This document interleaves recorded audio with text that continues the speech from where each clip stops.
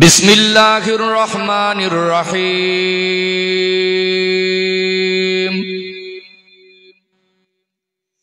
नहमदुहु व नुसल्ली अला रसूलिहिल करीम अम्मा बअदु फया अय्युहल हादिरूना रहमकुमुल्लाह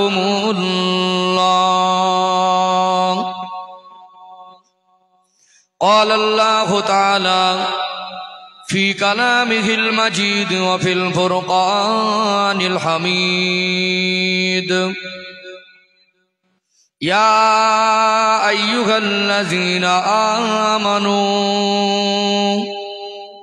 इत्तक़ुल्लाहा हक़्क़ तुक़ातिह व ला तमूतुन्ना इल्ला व अंतुम मुस्लिमून। क़ाल रसूलुल्लाह सल्लल्लाहु अलैहि वसल्लम अकमलुल ईमान अहसनुहुम खुलुक़न व क़ाल अल्लाहु तआला फी कलामिहिल मजीद व फिल फुरक़ानिल हमीद इन्नल्लाहा व मलाइकतहु युसल्लूना अलन नबी या अय्युहल्लज़ीना आमनू सल्लू अलैहि व सल्लिमू तस्लीमा अल्लाहुम्मा सल्लि अला सय्यदिना मौलाना मुहम्मद व अला आलि सय्यदिना।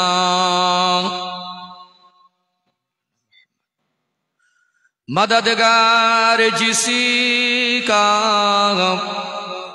रसूले खुदा हो उसे और हिम्मत का परवाह क्या गए मदद को चले आएंगे कमली वाला डूबते डूबते ही संभल जाएगा। अल्लाहुम्मा सल्ली अला सय्यदिना मौलाना मुहम्मद व अला आलि सय्यदिना मौलाना मुहम्मद। একটু জিকির করেন লা ইলাহা ইল্লাল্লাহ লা ইলাহা ইল্লাল্লাহ লা ইলাহা ইল্লাল্লাহ মুহাম্মাদুর রাসূলুল্লাহ। সকলে বলুন সাল্লাল্লাহু আলাইহি ওয়াসাল্লাম। সম্মানিত উপস্থিতি, প্যারা হাজিরানে মাজলিস, উপস্থিত অধ্যকার মাহফিলের সঞ্চালক তথা সম্মানিত সভাপতি সাহেব, মুআজ্জাজ মুহতারাম উলামায়ে কেরাম, হুফাজে কেরাম, হুজ্জাজে কেরাম, এই মাহফিলের কমিটি সাহেবানগণ, সম্মুখ উপবিষ্ট বয়োজ্যেষ্ঠ দিনদার পরহেজগার আল্লাহওয়ালা মুরব্বী বাপজানেরা, আমার সমবয়স্ক বয়কনিষ্ঠ স্নেহের ভাইয়েরা, পর্দার অন্তরালে অবস্থানরতা পর্দানাসীনা শিক্ষিতা ধার্মিকা সম্মানিতা মমতাময়ী আমার মায়েরা বোনেরা, যতদূর মাইকের আওয়াজ পৌঁছাচ্ছে জাতি ধর্ম বর্ণ নির্বিশেষে সকলকে জানাই অন্তরের অন্তরস্থল থেকে আন্তরিক শুভেচ্ছা ও মোবারকবাদ। সকলে সমবেত হয়ে সর্বপ্রথম আল্লাহ পাকের শাহী দরবারে শুকরিয়া জ্ঞাপন করি যে আল্লাহ পাক সুস্থ শরীরে দুনিয়ার ব্যতিব্যস্ত থেকে আলাদা করে পবিত্র কোরআনুল কারীমের মজলিসে আমাকে আপনাকে স্বল্প সময়ের জন্য দিন শরিয়াতের জ্ঞান অন্বেষণের উদ্দেশ্যে হাজির হওয়ার মতো তৌফিক এনায়েত করেছেন। আল্লাহ পাকের শাহী দরবারে কৃতজ্ঞতা প্রকাশে অন্তরের অন্তরস্থল থেকে সম্মিলিত কণ্ঠে প্রাণ ভরে উচ্চ আওয়াজে সমস্বরে ভক্তির সঙ্গে বলেন আলহামদুলিল্লাহ। সবাই মিলে প্রাণ ভরে আরেকবার বলেন আলহামদুলিল্লাহ। আল্লাহ পাকের প্রশংসার পরপর অসংখ্য দরুদ ও সালাম প্রেরণ করি সর্বকালের সর্বযুগের সর্বশ্রেষ্ঠ মহামানব, যিনি সৃষ্টি জগতের জন্য রহমত ইমামুল আম্বিয়া, খাতামান নবিয়্যিন, সাইয়্যিদুল মুরসালিন, নূরে মুজাসসাম, রাহমাতাল লিল আলামিন, সেই প্রিয় রাসূলের পবিত্র রওজা তাহারে দরুদ সালামের ঝর্ণাধারা অজস্র ধারায় বর্ষিত হোক। ভক্তির সঙ্গে বলুন সাল্লাল্লাহু আলাইহি ওয়াসাল্লাম। সম্মানিত উপস্থিতি, আল্লাহ পাক আমার মতো অধম গুনাহগারকে স্বল্প সময়ের জন্য আপনাদের খেদমতে হাজির করেছেন। আমার জন্য দোয়া করেন আল্লাহ পাক আমাকে খালাসের নিয়তে শরীয়তের দৃষ্টিকোণ থেকে সংক্ষিপ্ত আকারে গঠনমূলক উপযুক্ত যুগোপযোগী আলোচনা করার তৌফিক দান করেন, বলেন আল্লাহুম্মা আমিন। বাস্তবকে সামনে রেখে গঠনমূলক আলোচনার আশা রেখে কোরআনুল কারীম থেকে ছোট্ট একটি আয়াতে কারিমা তেলাওয়াত করেছি। তার সাথে সাথে নবী পাকের পবিত্র জবানে বর্ণিত অগণিত হাদিস থেকে ছোট্ট একটি হাদিসের টুকরা পেশ করেছি। সংক্ষিপ্ত ভূমিকা ব্যাখ্যা বিশ্লেষণের মাধ্যম থেকে আলোচনার উপযুক্ত বিষয়বস্তু ঠিক করে নেব ইনশাআল্লাহ। আপনারা জানেন একটা ঘর করতে গেলে ভিত ছাড়া কিন্তু ঘর হয় না। এই জন্য আলোচনা করতে গেলে গঠনমূলক একটু ভূমিকা দরকার হয়, আর ভূমিকার মাধ্যম থেকে আমরা আলোচনার বিষয়বস্তু খুঁজে নেব ইনশাআল্লাহ। একদম মেপে কথা বলবো, হক আদায় করার জন্য বলবো। এখানে একজন আলেম যখন বায়ান করতে বসে, বিভিন্ন চিন্তাধারার মানুষ, জ্ঞানীগুণী মানুষ, সর্বস্তরের মানুষ কথাগুলো শোনেন। আজকে কথা বলা আগের দিনের থেকে অনেক কঠিন। একটা কথা বললে সেটা সোশ্যাল মিডিয়ার মাধ্যমে সংরক্ষণ হচ্ছে, সেটা দেশ বিদেশে বিভিন্ন এক প্রান্ত থেকে আর এক প্রান্তের বিভিন্ন জায়গায় বিভিন্ন ধর্মাবলম্বীদের কাছে মুহূর্তের মধ্যে পৌঁছে যাচ্ছে। কথা ঠিক না বেঠিক? এই জন্য একটা আলেমের অনেক দায়িত্ব। ইসলামের সর্বদিক, যেটা আল্লাহ যেভাবে আমাদেরকে ইসলাম নামক জীবন ব্যবস্থা দিয়েছেন, এর অপব্যাখ্যা যেন আলেমদের দ্বারা না হয়, এবং আলোচনার ভাষাভঙ্গি এবং আলোচনার যে ধারা সেগুলো যেন সব দিকটা সৌন্দর্য থাকে, যাতে ইসলামের সৌন্দর্য নষ্ট না হয়। এই জন্য আমি খুবই নগণ্য অযোগ্য চেষ্টা করব আমি আমার স্বল্প জ্ঞানের ভিতর থেকে উপহার হিসাবে ইসলামের কিছু অংশ তুলে ধরার ইনশাআল্লাহ। কোরআনুল কারীম থেকে যে আয়াতে কারিমা তেলাওয়াত করেছি আপনারা জানেন, কোরআনুল কারীমে 30টা পারা আছে, টোটাল 30 পারা। 4 নম্বর পারা 2 নম্বর পৃষ্ঠার শুরুতে আয়াতটি পাবেন। 114টি সূরা আছে, 3 নম্বর সূরা অর্থাৎ 3 নম্বর সূরা। সূরার নাম হলো সূরা আলে ইমরান। সূরা আলে ইমরানের 102 নম্বর আয়াত আমি তেলাওয়াত করেছি। আল্লাহ পাক আমাকে আপনাকে উদ্দেশ্য করে বলছেন, ইয়া আইয়ুহাল্লাযীনা আমানু, হে বিশ্বাসী বান্দা বান্দিরা, ইত্তাকুল্লাহা হাক্কা তুকাতি, তোমরা আমি আল্লাহকে ভয় করার মতো ভয় করো। ওয়ালা তামুতুন্না ইল্লা ওয়া আনতুম মুসলিমুন, মরতে যদি হয় পরিপূর্ণ মুসলমান না হয়ে মৃত্যুবরণ করো না। আমি just Arabic to Bangla translate করেছি, শব্দ অর্থ করেছি। একটা হলো তরজমা, একটা হলো তাফসীর, দুটোর মধ্যে অনেকটাই পার্থক্য। শব্দ অর্থ বললে সঠিক সারমর্ম অনেকে বুঝতে পারেন না, এই জন্য একটু ব্যাখ্যা দেওয়ারও দরকার আছে না নেই? যেহেতু তাফসীরুল কোরআন মাহফিল, আপনারা এই যে মাহফিলের ইন্তেজাম করেছেন সেখানে হেডলাইন লিখেছেন, এই জন্য একটু তাফসীরের দিকে যাওয়াও দরকার আছে বলে আমি মনে করি। চলুন সূরা আলে ইমরানের 102 নম্বর আয়াতের একটু ব্যাখ্যা বিশ্লেষণে যাই। ছোট ছোট করে 3টে কাটা কাটা বাক্য বলেছেন, বিস্তারিত আলোচনার অবকাশ নেই, সময়ও কম, এই জন্য আমি খুব ছোট ছোট করে ব্যাখ্যা দেবো ইনশাআল্লাহ। প্রথম বাক্য আল্লাহ বলছেন, ইয়া আইয়ুহাল্লাযীনা আমানু, যারা ইমানদার, যারা মুমিন, যারা মুসলমান, যারা বিশ্বাসী, আল্লাহ পাক তাদেরকে সম্বোধন করে বলছেন। কি বলছেন? ইত্তাকুল্লাহা হাক্কা তুকাতি, তোমরা আমি আল্লাহকে ভয় করার মতো ভয় করো। একটা হলো ভয় করা, আর একটা করার মতো করা, দুটোর মধ্যে অনেকটাই পার্থক্য। আর আল্লাহ কেন ভয় করার মতো ভয় করতে বলেছেন একটু জানা দরকার আছে না নেই? আছে না? দেখবেন আমরা মানুষ, আমরা মাঝে মাঝে শারীরিকভাবে অসুস্থ হই না? কখনো মাথার যন্ত্রণা, কখনো জ্বর, কখনো পেটের যন্ত্রণা, কখনো কোনো কঠিন বা জটিল রোগে আমরা আক্রান্ত হয়ে পড়ি। কথা ঠিক না বেঠিক? মানুষ যখন শারীরিকভাবে অসুস্থ বোধ করে, মানুষ যখন শারীরিকভাবে অসুস্থ হয়, ওই মানুষটা চিকিৎসার জন্য ব্যতিব্যস্ত হয় কি হয় না? আমরা চিকিৎসা পদ্ধতি, এটা শরিয়াতে জায়েজ, ঔষধ খাই, ঔষধটা ওসিলা, ভালো করার মালিক আল্লাহ। এটা যে ভালো করার মালিক আল্লাহ, ঔষধটা ওসিলা, এর জ্বলন্ত প্রমাণ আজ আছে না নেই? আল্লাহ এমনও কিছু রোগ মানুষকে দেন যেই রোগের নিষ্পত্তি ঔষধের দ্বারা হয় না।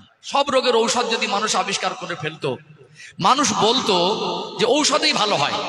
আল্লাহ যে সুস্থ করার মালিক, আল্লাহ যে রোগ দেওয়ার মালিক, ঔষধটা ওসিলা, এটা মানুষ বিশ্বাস করতো না। এই জন্য এমন কিছু জটিল রোগ মানুষের কাছে এসে পৌঁছায় যেটা ঔষধের দ্বারাই নিরাময় হয় না। আল্লাহ এটা বোঝাতে চায় তোমাদের কত ক্ষমতা, তোমরা ঔষধ আবিষ্কার করে ওই রোগটা নিরাময় করে দেখাও। এই জন্য আমরা মুসলমান, আমরা ঔষধ খেলেও আমরা শেফা চাই কার কাছে?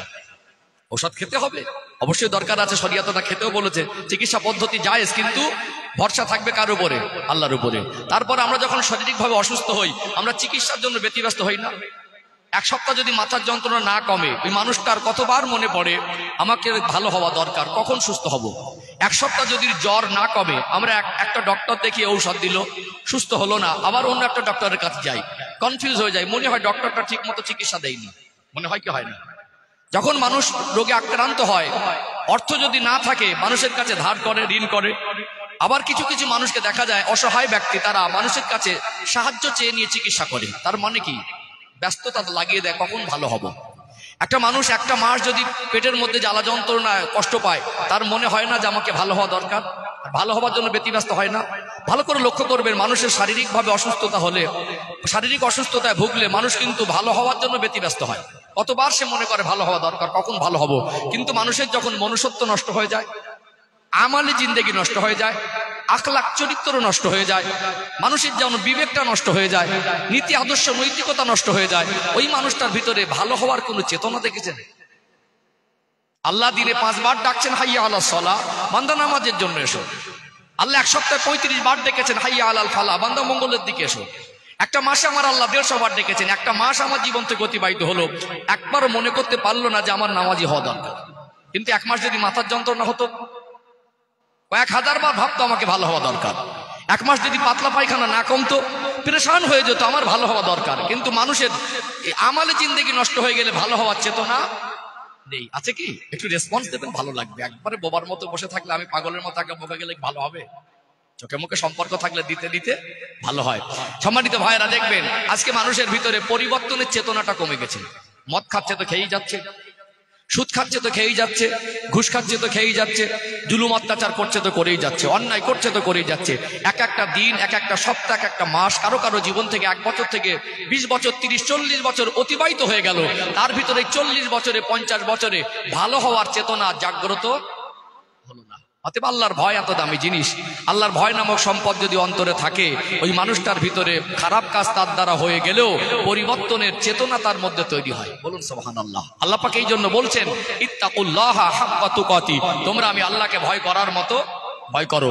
আল্লাহর ভয় এত দামি জিনিস যে মানুষটার জীবনে আল্লাহর ভয়ের পরিমাণ যত বেশি হবে, যে মানুষের অন্তরে আল্লাহর ভয়ের পরিমাণ যত বেশি হবে, তার জীবনটা গোনা থেকে তত পবিত্র হবে। আমরা মানুষ, কুল্লু বানি আদামা খাত্তাউন, প্রত্যেকটা আদম সন্তান হলো গুনাহগার। আমাদের জীবনে ত্রুটি অন্যায় আছে না নেই? আছে না? আল্লাহ পাক বলছেন, গুনাহগারদের মধ্যে এক শ্রেণীর গুনাহগারকে আমি ভালোবাসি। তারা কারা?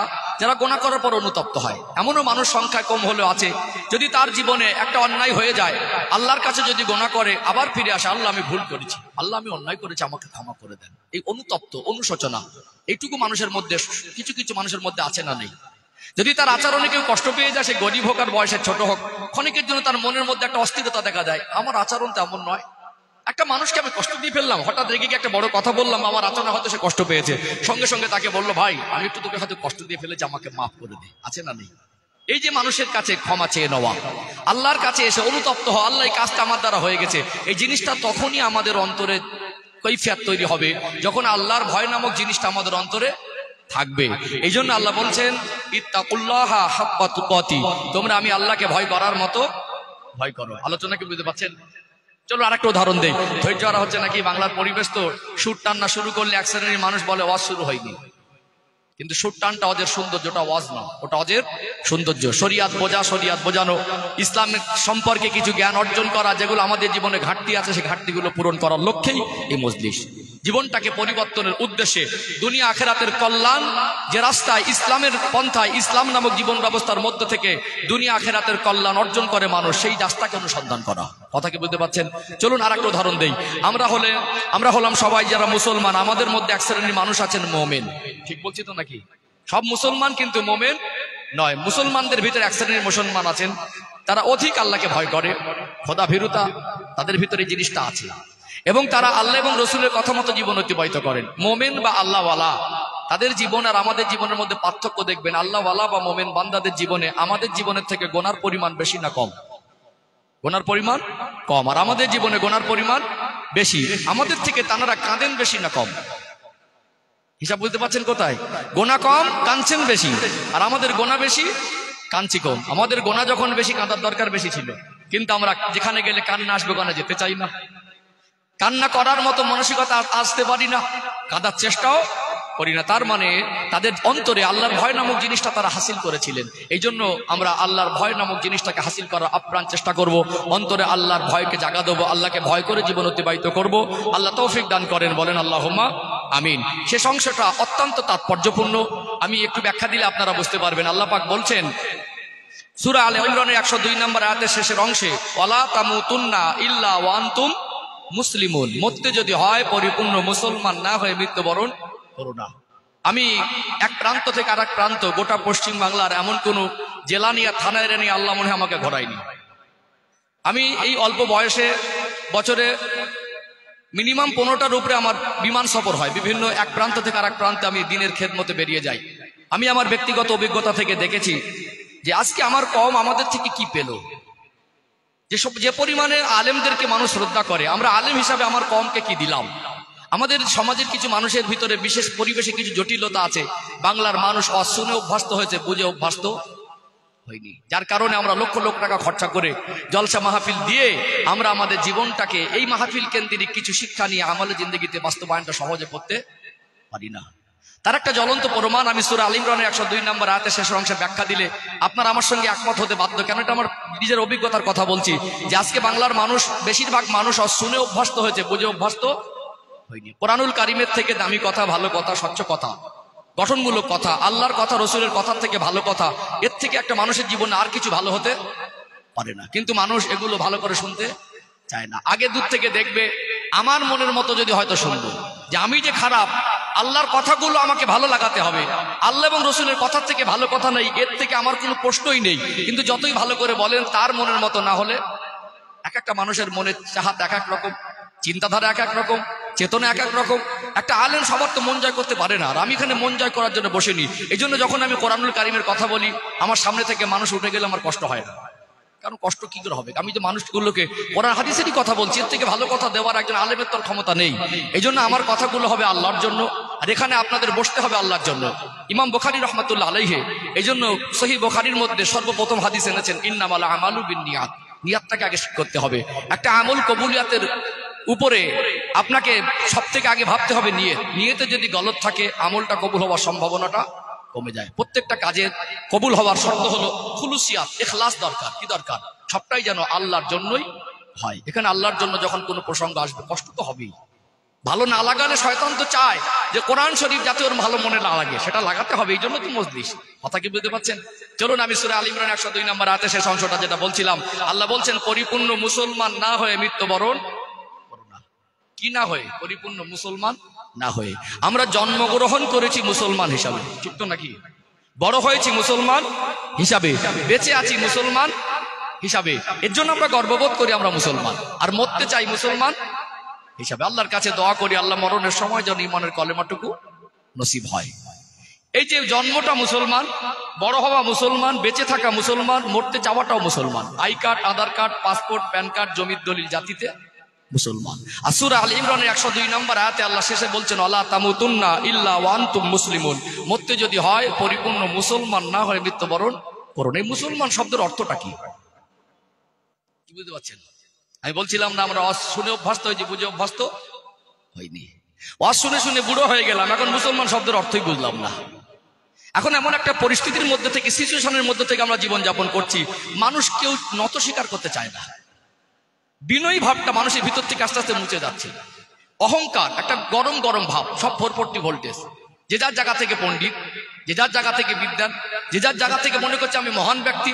কিন্তু মানুষের ভিতরে যে একটা মানুষ, আমাদের জীবনে অনেক ঘাটতি থাকতে পারে, আমি মানুষ, আমার ভিতরে অনেক কিছু শেখার থাকতে পারে না। আমরা অল্পতেই মনে করি সবকিছু বুঝে গেছি।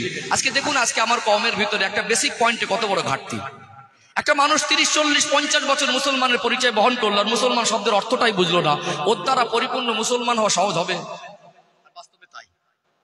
মুসলমান সবাই পরিপূর্ণ মুসলমান এখন আমরা হতে পারিনি। আর আল্লাহ এই জন্য বলছেন, ওয়ালা তামুতুন্না ইল্লা ওয়া আনতুম মুসলিমুন, মরতে যদি হয় পরিপূর্ণ মুসলমান না হয়ে মৃত্যুবরণ করো না। এই সুরটা আমি শুরু করিনি বলে অসুবিধা হচ্ছে নাকি?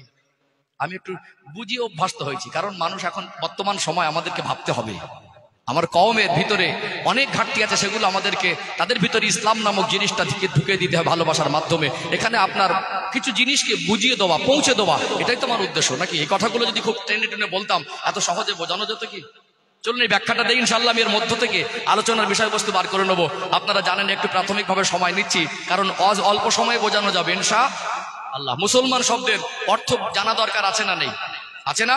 আমার বিশ্বাস, আঘাত দেওয়ার জন্য এখানে কথা বলছি না, এটা আমার নৈতিক দায়িত্ব। কাউকে ছোট করা, কাউকে আক্রমণ করা, কাউকে ক্রিটিসাইজ করা ইসলাম এটা আমাদেরকে শেখায়নি। বরং কিছু মানুষ হয়তো মনে করেন মানুষকে ছোট বড় বলে পরিবর্তন হবে, এই বিশ্বাস আমি বিশ্বাসী নয়। কারণ আল্লাহ নবী সাল্লাল্লাহু আলাইহি সাল্লাম জাহিলিয়াতের যুগে, আজ থেকে 1400 বছর আগে, মক্কার জমিনে সবথেকে নিকৃষ্ট কঠোরপন্থী মানুষের কাছে তার উত্তম আচরণ আর মধুর ভাষা আর কোরআনুল কারীম নিয়ে পৌঁছেছিলেন। আমার রাসূলুল্লাহর আচরণ যেমন তার অন্তরটা বিগলিত করেছিল, আমার রাসূলুল্লাহর মুখের ভাষা যেমন তাদের অন্তর ঠান্ডা করেছিল, আল্লাহ কোরআনুল কারীমের বরকতে তাদের অন্তরে হেদায়েতের নূর দিয়েছিল। ওই নিকৃষ্ট কঠোরপন্থী মানুষগুলো ইসলামের আলো পেয়েছিল না পায়নি? এখানে আমার দায়িত্ব ভালোবেসে পৌঁছে দেওয়া। তবে এখানে লজ্জার কিছু নয়, আমি অকপটে স্বীকার করি, এখানে আমি বিশ্বাস করি যে আজকে আমার কওমের ভিতরে এখন কিছু কিছু এলাকায় শতকরা 70 থেকে 80% মানুষ মুসলমান শব্দের অর্থটাই বোঝে না। কত বড় আফসোসের বিষয়, বুঝি না। আজ কেন আমরা বুঝলাম না, জানা দরকার আছে না? চলুন একটু ব্যাখ্যা দিয়ে আমি আলোচনার মূল একটা পয়েন্ট এর মধ্যে থেকে বার করে নেবো ইনশাআল্লাহ। মুসলমান শব্দের অর্থ হলো স্বইচ্ছায় আত্মসমর্পণকারী। কি বললাম? স্বইচ্ছায়। শব্দটা একটু হার্ড, একটু খুলে ব্যাখ্যা দেওয়া দরকার আছে। আমরা যে কালেমা পড়েছি লা ইলাহা ইল্লাল্লাহ, আল্লাহ পাক ছাড়া কোনো উপাস্য নাই। তামাম কুল কায়নাতকে যিনি সৃষ্টি করেছেন, যিনি আপনাকে আমাকে দুনিয়ায় পাঠিয়েছেন, যিনি ডেকে নেবেন, জানার কাছে কি হিসাব দিতে হবে, সে আল্লাহকে রব বলে মেনেছি না মানি নাই? আল্লাহকে মেনেছি মনে, আল্লাহ আমাকে চলার ক্ষমতা দিয়েছে বলে যেভাবে চায় সেভাবে চলতে পারবো না। বলতে পারি বলে যা ইচ্ছা তাই বলতে পারবো না। খেতে পারি বলে যা মন চায় তাই খেতে পারবো না। আল্লাহর কথা মতো জীবন যাপন করবো, আল্লাহর কাছে নিজেকে আত্মসমর্পণ করে দেওয়া। মুহাম্মাদুর রাসূলুল্লাহ সাল্লাল্লাহু আলাইহি ওয়াসাল্লাম শ্রেষ্ঠ নবীর উম্মাত হয়েছি, সেই নবীকে নবী বলে স্বীকার করেছি মানে আমার মাথার চুলের থেকে পায়ের তলা পর্যন্ত ছাটকাট, লেবাস, পোশাক, চালচলন, চিন্তা চেতনা, খাওয়া, ঘুম, টোটাল জীবনটা আমার রসুলের আদর্শে আদর্শিত হয়ে অতিবাহিত করতে হবে। কথা ঠিক না বেঠিক? এই যে স্বইচ্ছায় যে আল্লাহ এবং রসুলের কথা মতো জীবন যাপন করার অঙ্গীকারবদ্ধ হয়, আল্লাহ এবং রসুলের কথা মতো জীবন পরিচালনা করার জন্য নিজেকে আত্মসমর্পণ করে দেয়, তাকেই বলা হয় মুসলমান। আরেকটু বুঝতে সহজ হবে, চলুন একটু ক্লিয়ার করি। আজকে পশ্চিমা দেশগুলোতে যারা হাই এডুকেটেড পারসন, এরা ইসলামের ছায়াতলে আসছে কি আসে না? আসছে না? দেড় বেটারি মার্কা মানুষ না। আজকে সমাজে কিছু দেড় বেটারি মার্কা মানুষের কারণে ভারতবর্ষের ঐতিহ্য নষ্ট হচ্ছে না? বোঝে কম, চিল্লায় বেশি। আমি মনে করি মাঝে মাঝে এই ভারতবর্ষ একটা ঐতিহ্যপূর্ণ রাষ্ট্র। এই দেশে বিভিন্ন ভাষাভাষীর মানুষ, বিভিন্ন ধর্মাবলম্বীর বসবাস, বিভিন্ন কৃষ্টি কালচারে মানুষ আবদ্ধ। যে যার ধর্ম তার দেশের সংবিধান অধিকার দিয়েছে, যে যার ধর্ম সে স্বাধীনতার সঙ্গে পালন করবে, কেউ কারোর উপরে আপত্তি করতে পারবে না। কিন্তু আজকে খুব কঠিন সময়। আজকে সমাজে কিছু দেড় বেটারি মার্কা মানুষের কারণে এই সম্প্রীতিটা নষ্ট করার গভীর ষড়যন্ত্র আর চক্রান্ত হচ্ছে না হয় না? এই রক্তদান শিবির হলো, আমাদের হেজবুল্লাহ কমিটি ভাইদের এই উদ্যোগকে আমি সাধুবাদ জানাই। আমি তাদের জন্য প্রাণ ভরে দোয়া করি, আল্লাহ আমার এই জওয়ান যুবক ভাইদেরকে ইসলামের খাদেম হিসাবে কবুল করেন, বলেন আল্লাহুম্মা আমিন। এরা আমাদের কওমের একটা উজ্জ্বল নক্ষত্র। আজকে বলদা গ্রামের মানুষ, আপনারা ধন্য, আপনাদের এই গ্রামের সুসন্তানগুলো, তাদের মাথায় সেই সুচিন্তা, নিশ্চয়ই আপনাদের আন্তরিক আর্থিক সহযোগিতা ছিল, কিন্তু তারা আয়োজনটা করেছে, নিশ্চয়ই অনেকটা পরিশ্রম তারা করেছেন। আজকে রক্তদান শিবির হলো, এটা কি শুধু মুসলমানের জন্য নয়, সর্বধর্মের মানুষ রক্ত দিয়েছে না দেয়নি? অর্থাৎ ইসলাম পৃথিবীর মানুষকে সম্প্রীতি শিক্ষা দিয়েছে। আজকে কিছু মানুষ এই সম্প্রীতিকে নষ্ট করার জন্য সমাজে কিছু বিভ্রান্তকর কথাবার্তা বলছে না, বলে না? অতএব এই ভারতবর্ষ কত সম্প্রীতির দেশ, এখানে হিন্দু মুসলমান মিলেমিশে থাকে। একজন হিন্দু বাড়ি, তার পাশেই একজন মুসলমানের বাড়ি। একজন হিন্দু মরে গেলে একজন মুসলমানের চোখে পানি ঝরে, আর একজন মুসলমান মারা গেলে একজন হিন্দু ভাই সে চোখের পানি ফেলে। আজকে আমরা যখন কোন অসুস্থ মানুষকে চিকিৎসার জন্য নিয়ে যাই, ব্লাডের প্রয়োজন হয়, তখন দলিত না আদিবাসী না মুসলমান না ইহুদি না খ্রিস্টান না বৌদ্ধ ধর্মাবলম্বী, সেখানে আমরা একবারও খোঁজ খবর নেইনি। মার্কেটে যাই, সকালবেলা একসঙ্গে ওটা বসা। আমাদের হিন্দু ভাইরা দুর্গা পূজা করলে আমাদের অসুবিধা হয় না, আমরা ঈদের নামাজ পড়ি, তাদের অসুবিধা হয় না। এখন রাজনীতিটাকে তারা এই সম্প্রীতিটাকে নিয়ে রাজনীতির কাজে ব্যবহার করার কারণে আজকে অত্যন্ত দুঃখজনক হলো সত্য, সাধারণ নিরীহ মানুষ যারা খেটে খাওয়া মানুষ, এদের ভিতরে জাতি হিংসা ঢুকিয়ে দিয়ে, মন্দির মসজিদের লড়াই লাগিয়ে দিয়ে এই সম্প্রীতিটাকে নষ্ট করে তারা তাদের গদিটাকে টিকিয়ে রাখার চক্রান্ত করছে। যতদূর মাইকার আওয়াজ পৌঁছাচ্ছে, আমি জাতি ধর্ম বর্ণ নির্বিশেষে আমি সবাইকে আহ্বান করব, আমরা এই সম্প্রীতির সঙ্গে চলবো এবং কোনো কুচক্রান্তকারী আমাদের সম্প্রীতিকে যাকে নষ্ট করতে না পারে সেদিকে আমরা সবাই খেয়াল রাখবো। আজকে দেখছেন গোটা বিশ্বের যা খবরাখবর, আমি মনে করি আমার দেশের দুশ্মন বাইরের দেশ নয়, আমার দেশের দুশ্মন আমার দেশের মধ্যেই আছে। এক শ্রেণীর ভুয়া মিডিয়া, পাঁচাটা দালাল মিডিয়া, আর এক শ্রেণীর দেড় বেটারি মার্কা মানুষ, এদের কারণেই আমার দেশের ঐতিহ্যটা নষ্ট হচ্ছে। এরা দেশের চরম দুশ্মন। কথা ঠিক বলছি না ভুল বলছি? আমার দেশের মিডিয়ার মতো এত মিথ্যা খবর, এত বানাওয়াটি খবর, এত হিংসুক মনোভাব নিয়ে মানুষকে খবর পরিবেশন করা গোটা বিশ্বে অন্য কোনো রাষ্ট্রে আছে বলে আমার মনে হয় না। সমীক্ষা বলছে ভারতের মধ্যে সব থেকে এই জাতি হিংসাটা বর্তমান সময় সব থেকে বেশি বেড়ে গিয়েছে। আল্লাহ আমার কওমকে জালেমের হাত থেকে, আমার দেশকে, দেশের মানুষকে আল্লাহ হেফাজত করেন, বলেন আল্লাহুম্মা আমিন। সময় এসেছে আমাদের সচেতন হওয়ার। প্রত্যেক ধর্ম অবলম্বী ভাইদেরকে বলবো মানুষ হতে হবে। কি হতে হবে? ধর্ম তার ব্যক্তিগত স্বাধীনতা, আমাদের ভিতরে মনুষ্যত্ব বোধটাকে জাগিয়ে রাখতে হবে। ইনশাআল্লাহ আমরা সবাই সুন্দরভাবে এই দেশের সুনাগরিক হয়ে জীবনযাপন করতে পারবো। আল্লাহ পাক তৌফিক দান করেন, বলেন আল্লাহুম্মা আমিন। আমি আলোচনা করছিলাম যে কিছু দেড় বেটারি মার্কা মানুষ আছে, বোঝে কম চিল্লায় বেশি, এই শ্রেণীর মানুষ নয়। আজকে যে কথাটা বলতে গিয়ে একটু সম্প্রীতির কথা বলে দিলাম, দরকার ছিল না? ছিল কি ছিল না? ছিল না? সম্মানিত ভাইরা, যে কথা বলছিলাম যে আজকে যারা হাই এডুকেটেড পারসন, একজন গবেষক, একজন ঐতিহাসিকবিদ, একজন লেকচারার, একজন ডক্টর, এই সমস্ত মানুষগুলো তারা ইসলামের ছায়াতলে আসছে কি আসে না? 50 বছর বয়স্ক একজন মানুষ, দেখুন একজন ডক্টর মুরিস বুকাইলির মতো একজন বিখ্যাত গবেষক, তিনি কোরআন শরীফ নিয়ে গবেষণা করে ভুল খুঁজতে আসছিলেন। কোরআন শরীফ এমন একটি মহামূল্যবান কিতাব, যালিকাল কিতাবু লা রাইবা ফি, ভুল তো দূরের কথা, সন্দেহের অবকাশ নেই। যে ব্যক্তিটা কোরআন শরীফের ভুল খুঁজতে আসছেন, নিশ্চয়ই তার ভিতরে কোরআন শরীফ বোঝার মতো নিম্নতম একটু জ্ঞান থাকাও দরকার, আর তার ভিতরে ছিল। তিনি এইরকম দেড় বেটারি মার্কা মানুষ নয়। অতএব এই ডক্টর মুরিস বুকাইলি কোরআন গবেষণা করে সেই ইসলামের ছায়াতলে আশ্রয় দিয়েছে। এগুলো হচ্ছে, আমি বোঝানোর জন্য বলছি যে মুসলমান শব্দের ব্যাখ্যা দিচ্ছিলাম, মনে আছে তো আপনাদের? মুসলমান শব্দের ব্যাখ্যা দিচ্ছিলাম। তো যে কথা বলছিলাম, আজকে যদি আমাদের এই স্টেজে একজন 50 বছর বয়স্ক, একজন হাই এডুকেটেড পারসন কলেমা পড়ে এক্ষুনি মুসলমান হয়, আমরা তাকে কি বলবো? মুসলমান বলবো তো? বোঝানোর জন্য বলছি, মুসলমান শব্দের অর্থটা বোঝানোর জন্য বলছি। এখন মনে করুন ওই লোকটা 50 বছর বয়সে একজন শিক্ষিত মানুষ, সে আমাদের সামনে এসে কলেমা পড়ে মুসলমান হলো, আমরা তাকে কি বলবো? মুসলমান। এখন এই 50 বছর তার জীবনের একটা চলার নিয়ম পদ্ধতি ছিল কি ছিল না? ইতিপূর্বে তার উপরে শরিয়াত ইসলাম বিধান বলে কিছু ছিল না, সে তার মতো করে জীবনযাপন করেছেন। আজকে মুসলমান হয়েছেন মানে 2 মাস আপনার বলদা গ্রামে থাকবেন। আগে মদ খেত তাই খাবে, আগে সুদ খেত তাই খাবে, আগে নামাজ পড়তো না, সে এখনো নামাজ পড়ে না, আগে তার চাল চলন, কথাবার্তা, লেবাস পোশাক আগের মতোই সব রয়েছে, শুধু আমাদের সামনে মুসলমান হয়ে কলেমা পড়েছে। আমরা 2 মাস পরে কি বলবো? কি বলবো? লোকটা শুধু কলেমা পড়েছে, মুসলমান, এটা বলবো তো? কিন্তু এটা বোঝানোর জন্য বলছি, আজকে যারা পশ্চিমা দেশগুলোতে ইসলামের ছায়াতলে আসছে, হাই এডুকেটেড পারসন, এদের 50 বছরের চলার অভ্যাসটাকে ডিলিট করে দিচ্ছে। 50 বছরের চলার অভ্যাসটাকে সব ত্যাগ করে দিয়ে মুহূর্তের মধ্যে তারা যখন ইসলামের আলোতে আসছে, ইসলামের রীতিনীতি বিধানগুলোকে আমলে জিন্দেগি আঁকড়ে ধরছে, তারা পুঙ্খানুপুঙ্খানুরূপে পালন করছে। আফসোস, দুঃখ, আমাদের জন্ম মুসলমান, বেড়ে ওঠা মুসলমান, বেঁচে আছি মুসলমান, আমাদের বয়সটা 50 বছর হয়ে গেল মুসলমানের পরিচয় নিয়ে, আমরা আল্লাহর বিধানগুলো আমলে জিন্দেগিতে বাস্তবায়ন করতে পারছি না। আমাদের বিবেচনায় বিচারে মনে হচ্ছিল একটা মানুষ যদি 50 বছর বয়সে মুসলমান হয়ে সে যদি তার আগের মতো জীবনযাপন করে, তাকে মন থেকে মুসলমান বলা যায় না। ঠিক আমাদের কর্মকাণ্ড, আমাদের চালচলন, আমাদের আমলে জিন্দেগি যদি পর্যবেক্ষণ করা যায়, আমাদেরও মনে হবে যে আমরা পরিপূর্ণ মুসলমান হতে পারিনি। বোঝাতে পারলাম? বোঝাতে পারলাম? আয়াতটা তো 2 মিনিটে আমি একটা শব্দ অর্থ করে বেরিয়ে যেতে পারতাম। জাস্ট সূরা আলে ইমরানের 102 নম্বর আয়াতটা আলেমরা পড়ে থাকেন। আমি অকপটে স্বীকার করি, বক্তা জগতের মধ্যে সব থেকে নগণ্য আর অযোগ্য আমি। তারপরে আল্লাহ পাক আমার মতো অযোগ্যকে যখন কোরআনের বাণী নিয়ে মানুষের সামনে দুটো কথা বলার তৌফিক দেন, এখানে আমি অনেকটা ঋণী মনে করি, অনেকটা ভীত সন্ত্রস্ত যে মানুষকে আমি কি দিলাম। প্রাথমিকভাবে যখন নসিহত করতাম আমার মনের মধ্যে আনন্দ হতো। আমি গুজরাট থেকে পড়াশোনা করেছি, শেষ করেছি। দওরা হাদিস পর্যন্ত একটা মাদ্রাসায় 400 ছাত্র, 30 জন স্টাফ যেখানে শিক্ষকতা করে, 10 বছর শিক্ষকতা করেছি। একটা সময় আমার মনে হলো এই মাদ্রাসার গণ্ডি থেকে বেরিয়ে কওমকে দ্বীন শরিয়াত বোঝানো দরকার। এখন আমি প্রচন্ড পরিশ্রমের মাধ্যম থেকে রাতে যখন বাড়ি ফিরি চিন্তা করি আমার কওমকে আমরা কি দিলাম। বুকে টানতে হবে, ভালোবাসা দিয়ে দিন বোঝাতে হবে, মানুষকে সচেতন করতে হবে। মানুষ এমন একটা জিনিস, তাদেরকে বারবার হেদায়েতের বাণী শোনালে মানুষের অন্তরটা আল্লাহমুখী হয়। বলুন না সুবহানাল্লাহ। এই জন্য এরকম তাফসীরুল কোরআন মাহফিলের দরকার আছে।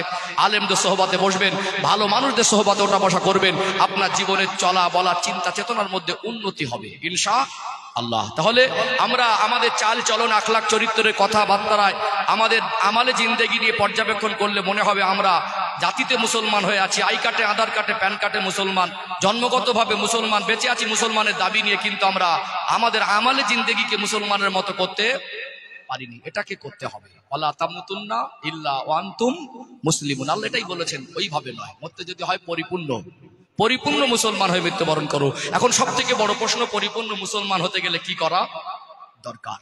আজকে কোনটা হারাম কোনটা হালাল, কোনটা করণীয় কোনটা বর্জনীয়, কোনটা নেকি কোনটা গোনা, কোন কাজ করলে জান্নাতে যেতে হবে কোন কাজ করলে জাহান্নামে যেতে হবে, আল্লাহ এবং রসুলের আদেশ এবং নিষেধ আমাদের সামনে পরিষ্কার, আমরা সবাই জানি, কিন্তু আমল করতে পারছি না কেন? আফসোস, সবাই যদি নামাজি হয়ে যেত, সবাই যদি পর্দানাসীনা হয়ে যেত, সমাজে যদি সুদ ঘুষ কমে যেত, সমাজের প্রত্যেকটা মানুষ যদি আদর্শবান হয়ে যেত, দুনিয়াটা কতই না ভালো হতো না?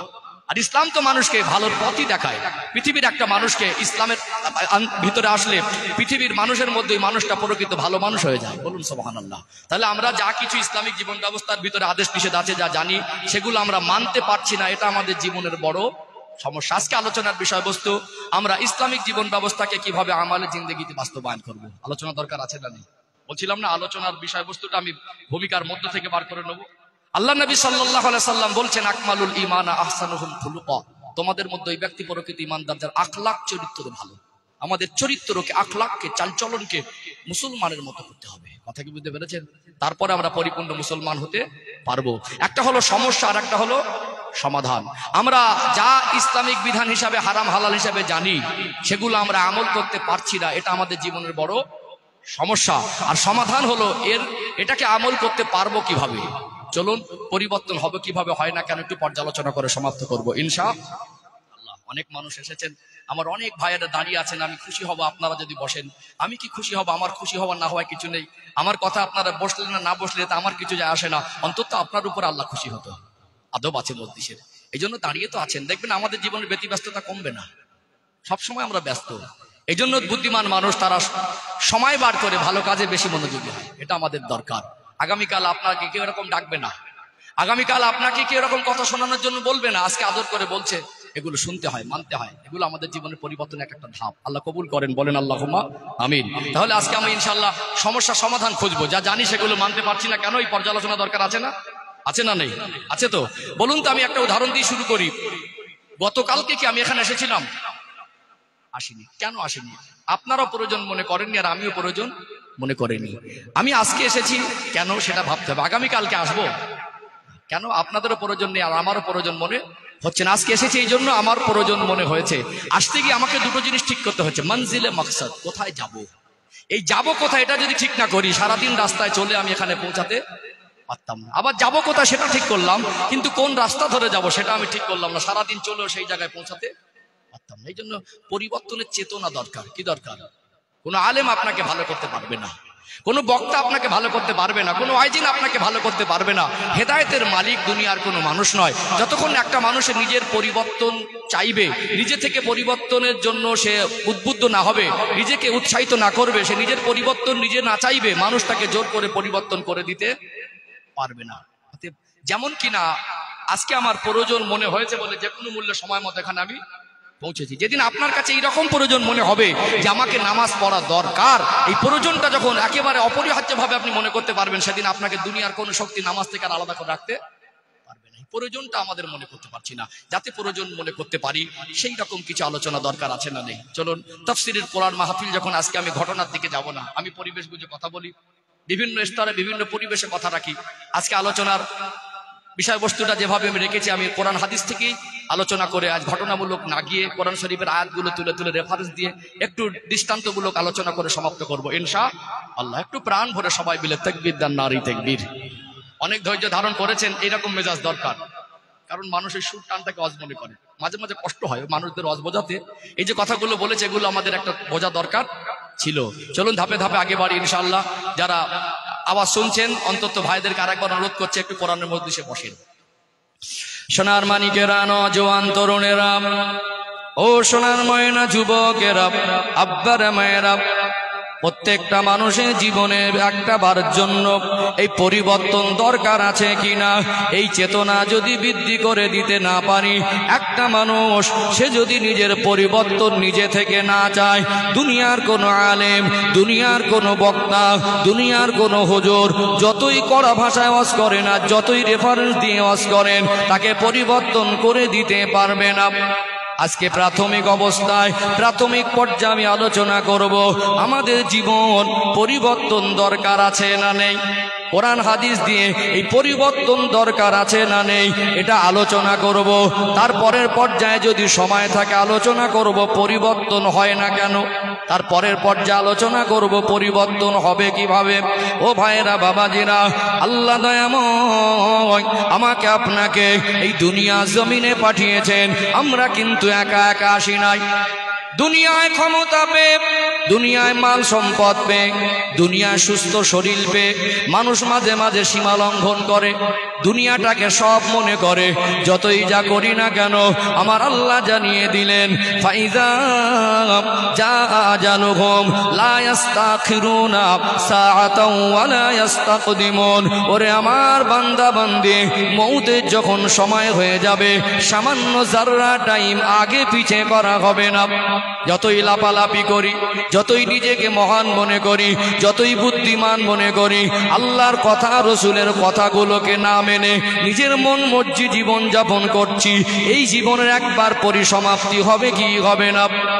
রাজা, বাদশাহ, নেতা, মন্ত্রী, হুজুর, হাজি, মস্তান, লিডার, ধনী, গরিব যেই হন না কেন, চোখ বন্ধ হয়ে গেলে আমার বলে আর তেমন কাউকে পাওয়া যাবে না।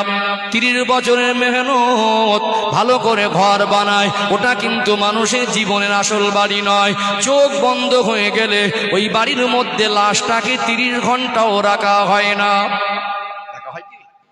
ও ভাইজানেরা, সোনার মানিক যুবকেরা, আব্বারা মায়েরা, মরে গেলাম ফুরিয়ে গেল এটা নয়। যেটা করেছি, যেটা করছি, যেটা করব এই পর্যন্ত শেষ নয়। আমার আল্লাহ প্রত্যেকটা মানুষের প্রত্যেকটা জীবন চলার মুহূর্তকে রেকর্ড করছেন। মরে যাওয়ার পর একটা জগৎ আছে, ওটা হলো আলামে বারজাক, ওটা হলো কবরের জীবন। কতদিন আল্লাহ পাক কবরের জগতে রাখবেন আল্লাহ পাক ছাড়া কেউ জানেন না। আদি পিতা আবুল বাশার আব্বাজান হযরত আদম আলাইহিস সালামের সময় থেকে কয়েক হাজার বছর দুনিয়ায় যদি মনুষ্যবাসীর বসবাসের সময় হয়, কয়েক হাজার বছর আগে যারা মারা গিয়েছিলেন আজও তারা কবর জগতে আছে। কুল্লু মান আলাইহা ফান ওয়া ইয়াবকা ওয়াজহু রাব্বিকা যুল জালালি ওয়াল ইকরাম। আমার আল্লাহ কিয়ামত করে দেবেন, সব ফানা হয়ে যাবে, সব ধ্বংস করে দেবেন, কেবলমাত্র একমাত্র আল্লাহ পাকের জাত পাকটা বাকি থাকবে। আবার আমার আল্লাহ দুনিয়ায় যত মানুষকে পাঠিয়েছিলেন আমাদের প্রত্যেককে এই জীবনের হিসাব নেওয়ার জন্য ওঠাবেন কি ওঠাবেন না? আমরা ইমানদার, আমরা মুসলমান, ভালো করে মগজে ঢুকিয়ে নেন। ইমান শব্দের অর্থ হলো বিশ্বাস। আমরা 7টা জিনিস অথবা যদি শর্টে ধরেন 6টা জিনিসের উপরে বিশ্বাস করেছি, তাই আমরা ইমানদার। ইমানে মুফাসসাল দেখবেন আমানতু বিল্লাহি, ঈমান এনেছি আল্লাহর উপরে, ও মালাইকাতিহি, ফেরেশতা সমূহের উপরে, ও কুতুবিহি, আসমানি কিতাব সমূহের উপরে, ও রাসূলিহি, নবী রাসূল পয়গম্বর আলাইহিমুস সালামদের উপরে, ওয়াল ইয়াউমিল আখিরি, আখিরাতে জীবনে বিশ্বাস আছে না নেই? আমাদের জীবনটা এটা শেষ নয়। রুহের মৌত হয় না, দেহের মৌত হয়। রুহ জায়গা পরিবর্তন করে। এই জীবনের হিসাব নিকাশের জন্য প্রত্যেকটা মানুষকে যদি বিচার দিবসে আল্লাহ পাকের সামনে দাঁড়াতে হয়, এই জীবনের হিসাব যদি আমার আল্লাহ তিল তিল করে বুঝে নেন, এই জীবনের হিসাব নিকাশ করে ভালো মন্দ কর্মের উপরে যদি বিচার করে জান্নাত আর জাহান্নাম নির্ধারণ করেন, এই জীবন পরিবর্তন দরকার আছে না নেই? এই জীবন পরিবর্তন দরকার আছে না নেই? চেতনাটা, চলুন আমি কোরআন শরীফ থেকে একটি আয়াত তুলে ধরি, আরেকটু ক্লিয়ার হবে ইনশাআল্লাহ। ও ভাইজানেরা, সোনার মানিক যুবকেরা, আব্বারা মায়েরা, কোরআনুল কারীম খুলবেন। 15 নম্বর পারা, 18 নম্বর পৃষ্ঠা। সূরার নাম হলো সূরা আল কাহাফ, আয়াত নাম্বার 49। 49 নম্বর আয়াতে আমার আল্লাহ তামাম পৃথিবীর মানুষকে আখিরাতের দিনের কথাটা স্মরণ করিয়ে দিলেন। আমার আল্লাহ পৃথিবীর মানুষকে সতর্ক করে দিলেন। সূরা আল কাহাফের 49 নম্বর আয়াত আল্লাহ বলছেন, ওয়াউদিয়াল কিতাব, আমি আল্লাহ যেদিন তামাম বিশ্বের মানুষকে বিচার দিবসে ওঠাবো, সেদিন আমি আল্লাহ প্রত্যেকটা মানুষের দুনিয়ায় অর্জনকৃত নামা আমালের খাতাটা তার সামনে খুলে দেবো। আজকে মানুষের বোঝানো সহজ হয়ে গেছে। সিসি ক্যামেরার মাধ্যম দিয়ে মানুষের চলন বলনকে রেকর্ড করা যায় কি যায় না? দুনিয়ার মানুষ যদি সামান্য ক্যামেরা আবিষ্কার করে মানুষের চলন বলন রেকর্ড করতে পারেন, আমার আল্লাহ কি মানুষের জীবনটা রেকর্ড করতে পারেন না? আল্লাহ বলছেন, ওয়াউদিয়াল কিতাব, তোমার জীবনের রেকর্ডকৃত নেকি আর গুনাহ যেটা আমি আল্লাহ ফারিস্তা মারফত লিপিবদ্ধ করে সংরক্ষণ করেছি, বিচার দিবসে তোমার সামনে পেশ করে দেব। ফাতারাল মুজরিমিনা মুশফিকিনা মিম্মা ফি, দুনিয়ায় যারা দাপট দেখিয়ে গুনাহ করে বেড়াতো, আল্লাহর হুকুমের সীমা লঙ্ঘন করত, জাহান্নামার ভয় করত না, কবরে চিন্তা করত না, আল্লাহকে ভয় না করে দাপট দেখিয়ে মন মর্জি গোনা করে বেড়াতো, আমার আল্লাহ বলবেন সেদিন দাপট দেখানোর ক্ষমতা কারোর হবে না। ওয়াকুলুনা, আমি আল্লাহ তাদের জবান খুলে দেব, তারা বলতে থাকবে, মা লিহাজাল কিতাব, আল্লাহ কি আশ্চর্য খাতাব। দুনিয়ায় দাপট দেখিয়ে বেড়াতো, ফাতারাল মুজরিমিনা মুশফিকিনা মিম্মা ফি, ওই দিন দাপট দেখানোর ক্ষমতা কারোর হবে না। দাপট দেখানো মানুষগুলো ভীত সন্ত্রস্ত আর আতঙ্কিত হয়ে যাবে। আজ দুনিয়ায় মানুষ গোনা করেও আজকে দাপট দেখাচ্ছে কি দেখায় না? মানুষের ভিতরে একটা বাড়াবাড়ির লিমিট এত বেশি খরচ হয়ে গেছে। একটা মানুষ অন্যায় করছে, যদি আপনি উপদেশ দেন, এই মদ খাচ্ছি, তোর বাপের টাকা খাচ্ছি, একটা ভালো কথা বলবেন, ভালো উপদেশ দেবেন, তোকে জ্ঞান দিতে ডেকেছি, মুখের উপরে অন্যায় করছে, আবার গলা বাজারি করছে, করছে কি করে না? আজকে দেখুন, বেনামাজি তো বেনামাজি হয়ে আছে, হুজুর বলছে তো ওনার বাপের কি, হুজুর বলছে তো আমার বাপের কি, বক্তারা বলছে তো আমার কি, কোনো পরোয়া নেই। আমার স্ত্রীকে আমি বরকা পরাবো না, আমার মেয়েকে আমার দুটো পয়সা হয়েছে আমি ছোট জামা পরাবো, আমার স্ত্রীকে চুল খুলিয়ে পেট পিট খুলে আমি সাথে করে নিয়ে বেরোবো, হুজুর আজ করছে তো আমার বাপের কি। এরকম একটা ভাবনা দেন না। মুখে না বললে ওর কর্ম বলে দিচ্ছে, হুজুর যা বলে বলুক, কোরআন হাদিস যা আছে থাক, আমি আমার মতো করে চলবো। চলছে না চলে না? শরিয়াতের সীমা লঙ্ঘন নয়? সুদ খাচ্ছি তো হুজুরের বাপের, সুদ খাচ্ছি তো ইমামের বাপের কি, বলছে মিটে গেলে আর একটা নেবো। এটা কি বাড়াবাড়ি নয়? যারা বন্ধন লোনের সঙ্গে যুক্ত হয়েছে বলছে মিটে গেলে আর একটা নেবো, কোনো পরোয়াই নেই। কোনো মদ খাচ্ছি তো খেয়েই যাচ্ছি, সুদ খাচ্ছি তো খেয়েই যাচ্ছি। আজকে দুনিয়ার মানুষ, একটা গরিব মানুষের উপর হয়তো ক্ষমতার বলে জুলুম অত্যাচার হলো, ওই অসহায় মানুষটা বললো আমি গরিব বলে, ভাই তুই আমাকে গলা ধাক্কা দিলে, বলে এই এখন গলা ধাক্কা দিয়েছি, কথা বললে আবার একটা মারবো, তোর কোন বাপ আছে থাকাবে। এইরকম একটা বাড়াবাড়ি চলছে না চলে না? চলছে না? আজকে মানুষ, ক্ষমতাশীল মানুষগুলো ক্ষমতার অপব্যবহার করছে। আলাম হচ্ছে কি হয়ে যাক।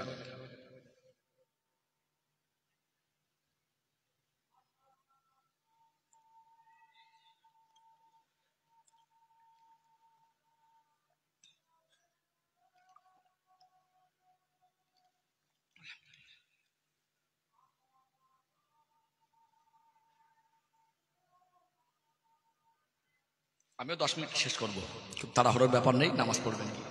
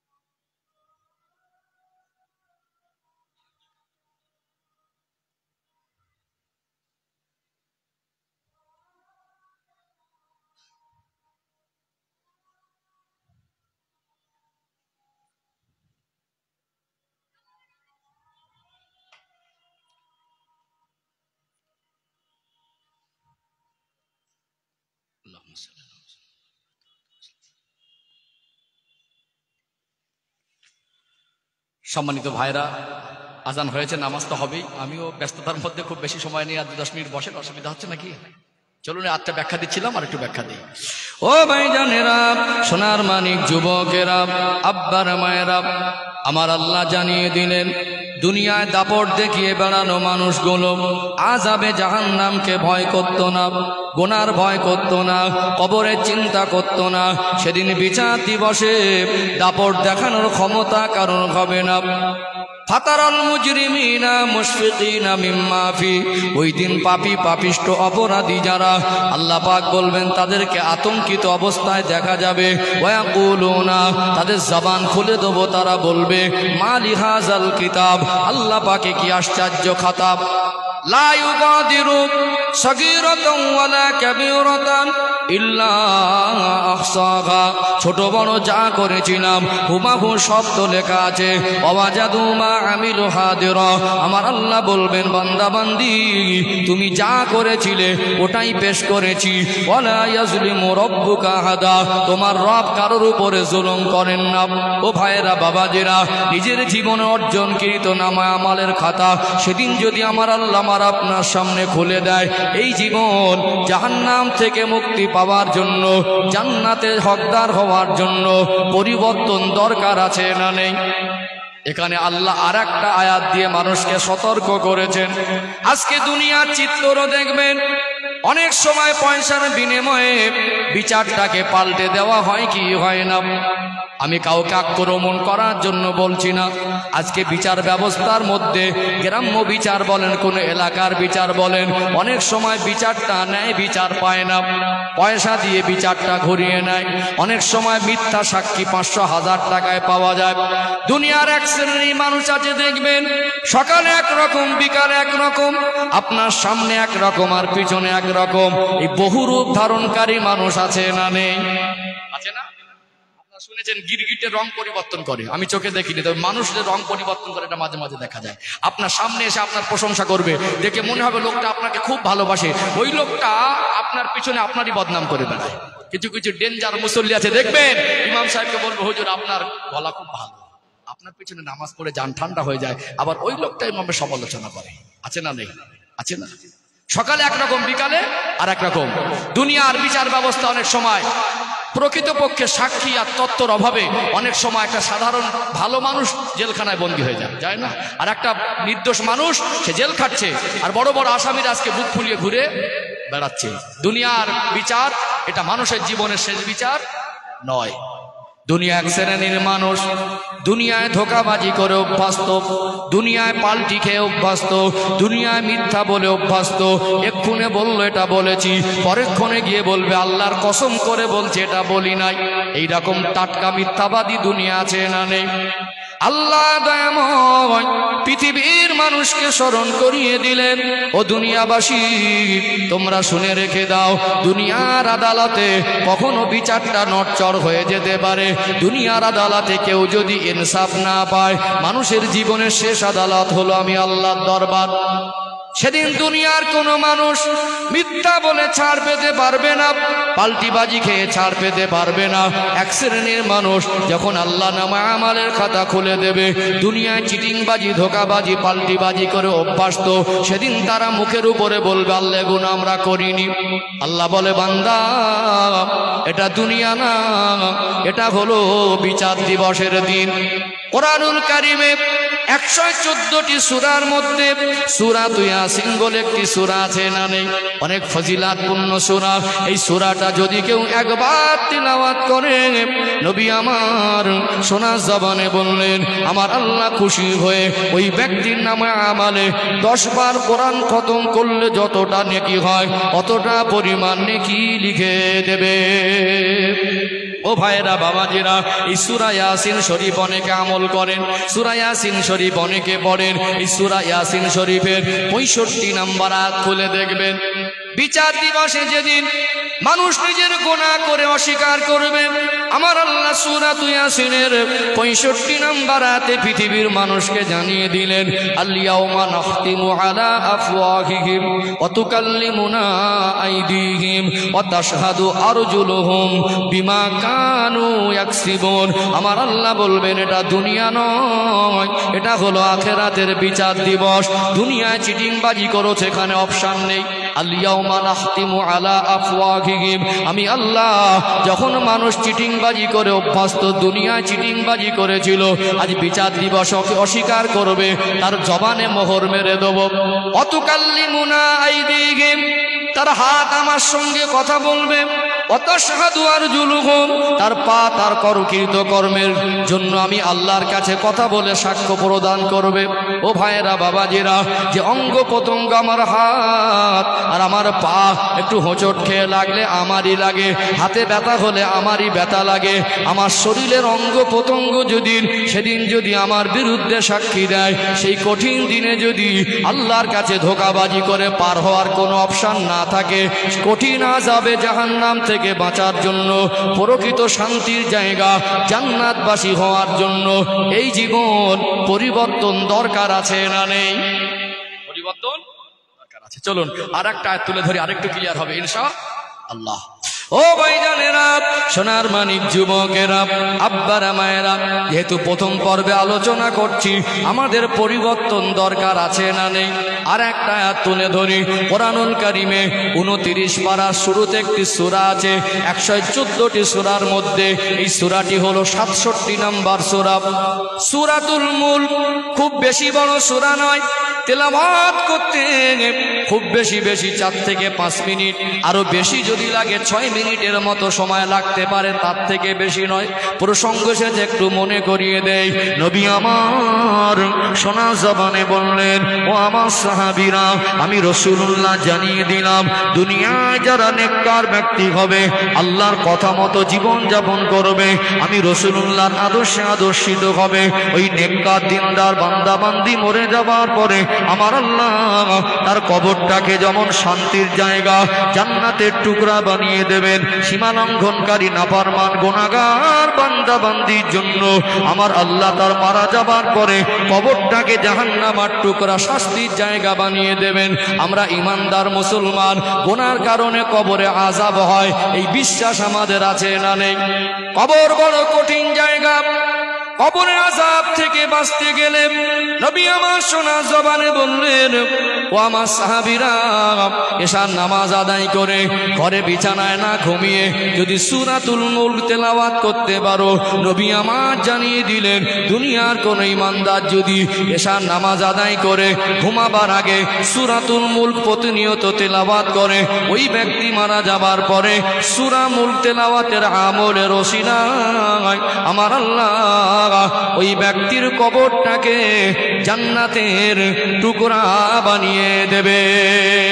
কবরে আযাব থেকে বাঁচার একটা আমল বলে দিলাম, সূরা মুলক তেলাওয়াত করবেন। যেহেতু আমি বলছিলাম জীবন পরিবর্তন দরকার আছে কিনা, সূরাতুল মুলকের 2 নম্বর আয়াত 29 পারার শুরুতে পাবেন।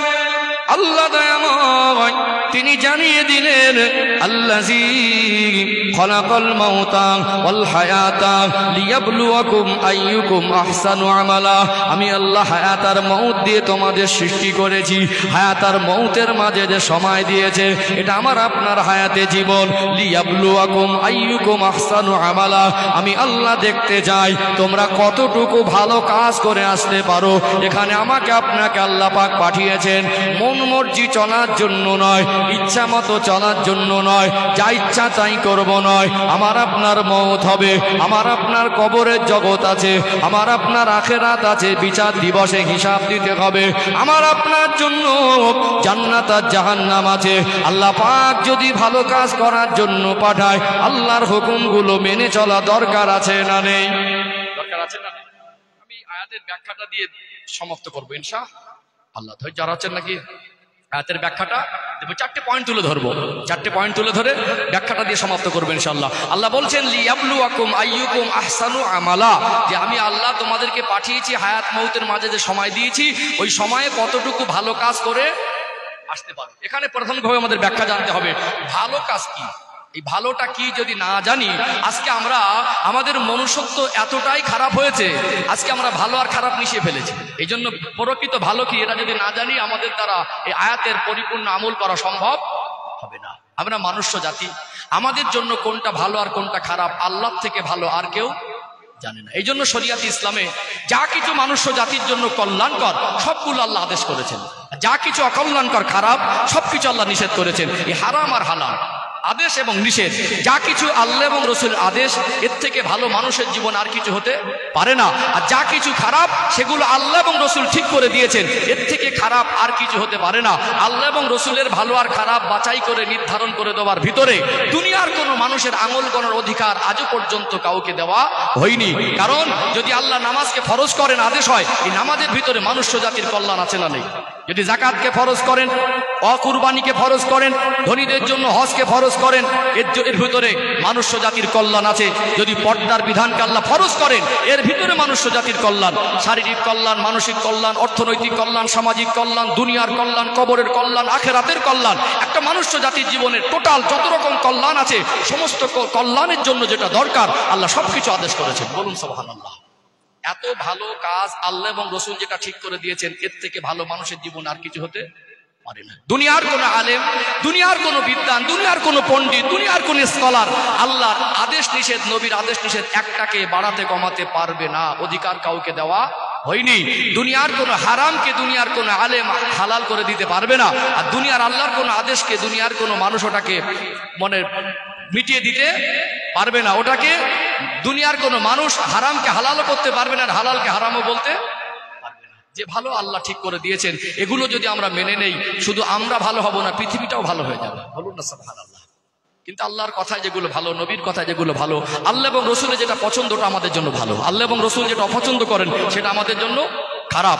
লিয়াবলুয়াকুম আইয়ুকুম আহসানু আমালা, আল্লাহ পাক আমাদেরকে পাঠিয়েছেন কে কতটা ভালো কাজ করে আসতে পারে। কিন্তু আজকে এখানে ব্যাখ্যা দেবো, এই জন্য আমাদের ভালো আর মন্দ বিবেক বিবেচনার জায়গাটা আমাদের ঘাটতি এসে গেছে। আজকে খারাপকে ভালো বলি আর ভালোকে খারাপ বলি। এই আয়াতের আমল করা আমাদের জীবনে অনেকটা কঠিন হয়ে দাঁড়িয়েছে, কারণ আমাদের মনুষ্যত্ব আজকে বিপদগ্রস্ত হয়ে আছে, ক্ষতিগ্রস্ত হয়ে আছে। চলুন এখানে একটু ক্লিয়ার করে সমাপ্ত করব। আমি একটু তাড়াহুড়ার মধ্যে আছি, ভাইজানকে বলছিলাম আমাকে একটু সকাল সকালে উঠিয়ে দেন। মাগরিবের পরে তো পরিবেশ, বাংলার পরিবেশে একটু পরিবেশ তৈরি করতে সময় লাগে, ঠিক তো নাকি? সব দিকটা বজায় থাক, ভালোবাসা থাক, আল্লাহ চায় তারপর দেখা হবে। দুই একটা কথা সংক্ষেপে একটু ব্যাখ্যা দিই।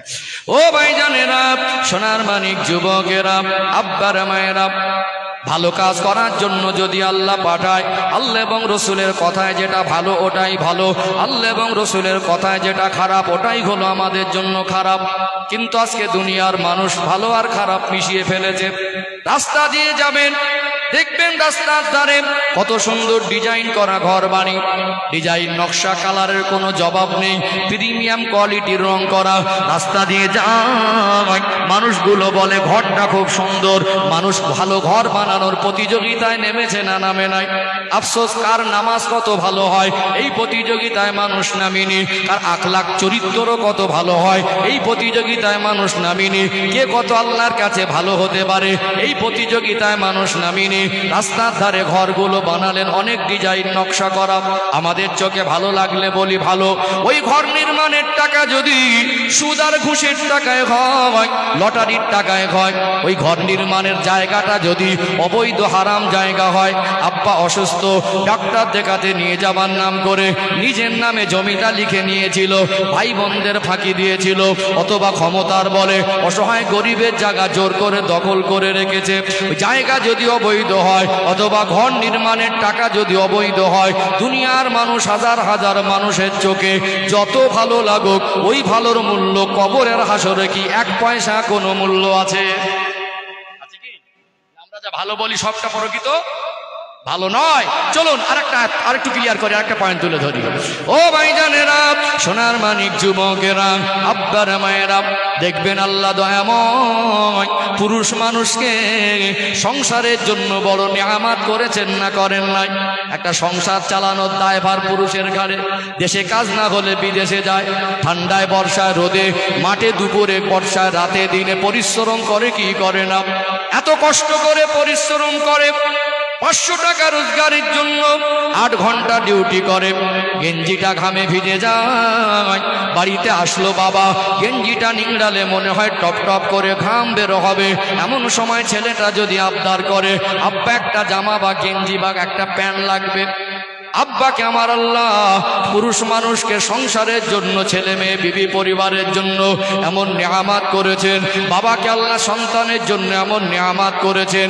গেঞ্জি নিংড়ালে ঘাম বের হবে, ওই কষ্টের টাকাটা দিয়ে বিবি বাচ্চার মুখে হাসি ফোটালে ক্ষণেকের জন্য মনে হয় এটা মনের একটা আলাদা রকম সান্ত্বনা। মনে হয় কি হয় না, ছেলেটা বাবার হালাল টাকা নিয়ে মার্কেটে গেল, ফ্যাশন আর মডার্নগিরি দেখাতে গিয়ে একটা প্রিমিয়াম কোয়ালিটির কাপড়, গেঞ্জি টি শার্ট বলেন কিনে আনলো। কোম্পানিটা ব্র্যান্ডেড, কাপড়ের মানের কোনো তুলনা হয় না, টাকাটাও হালাল। ওই পোশাকে যদি জীবজন্তুরের ছবি থাকে, দুনিয়ার কোনো খেলোয়াড় বা প্লেয়ারের ছবি থাকে, ওই পোশাকটায় যদি পর্দার বিধান আদায় না হয়, আপনার ছেলেকে দেখতে যত ভালো লাগুক, ওই ভালোর মূল্য কবরের হাসরে কি 1 পয়সা কোনো মূল্য আছে? কি আমার ইয়াং জেনারেশনটা দেখছে, কিছু কিছু ছেলেরা এখন হাফ প্যান্ট পরছে, শুধু বলে মেয়েদের রস করেন। একটা মা বোন, সাবালিকা মেয়ে, সে যদি অর্ধনগ্ন হয়ে ঘোরে, তার যে পরিমাণে গোনা হবে, একটা ছেলে নাভির নিচে কাপড় নামালে, হাঁটুর উপরে কাপড় তুলে তার সম পরিমাণে গোনা হবে। কিন্তু আজকে আমরা বলছি সমাজ আপডেট হয়েছে, এমন আপডেট হয়ে গেছে প্যান্ট কোম্পানি ছিঁড়ে না দিলে কেনে না, এমন আপডেট হয়ে গেছে। পোশাক ছোট হতে হতে হতে হতে জাঙ্গিয়া পরে 2 দিন পরে ঘুরে বেড়ায় কিনা সন্দেহ, তার পরে বেড়াচ্ছে। তাই কি পরে বেড়াচ্ছে? জাঙ্গিয়া পরে বেড়াচ্ছে। একটা সাবালক ছেলে, 18 বছর 20 বছরের বয়স্ক ছেলে, বাবা মার ভিতরে হায়া লজ্জার পরিমাণটা এতটা কমে গেছে, একটা হাফ প্যান্ট পরে ঘুরছে সাবালিকা বোনের সামনে, বাবার সামনে, মায়ের সামনে। এটা তো ফরজে আইন, পর্দা সীমা লঙ্ঘন হচ্ছে। পুরুষের সতর হলো নাভির নিচে কাপড় নামানো যাবে না, হাঁটুর উপরে কাপড় তোলা যাবে না। আমরা বলছি তোকে তো হেভি লাগছে। একটা প্লেয়ারের ছবি, কোনো জীবজন্তুরের ছবি, ছবিটা দেখে ওর বন্ধু বান্ধব বলছে গেঞ্জিটা কোথা থেকে গেলি, তোকে তো ভালো লাগছে। ওটা যদি আল্লাহ এবং রসুলের পছন্দের মতো না হয়, ইসলামের দৃষ্টিকোণ থেকে জায়েজ না হয়, যতই হালাল টাকা দিয়ে কেনেন, কাপড়ের কোয়ালিটি যত ভালো হোক, ও ভালোর মূল্য কবরের হাসরে 1 পয়সা কোনো মূল্য নেই। আছে কি? যুবক ভাইদেরকে বলি, এখন তো আমার যুবক ভাইরা যে প্যান্ট কিনছে, ও প্যান্ট কোন রকম ভাবে নাভির উপরে তোলা খুব মুশকিল আছে। হ্যাঁ, মাঝে মাঝে মনে হয় খুলে পড়ে গেল, মাঝে মাঝে মনে হয় খুলে পড়ে গেল। কথা কি বুঝতে পারছেন? চলুন আর একটা পয়েন্ট, আমি 15-8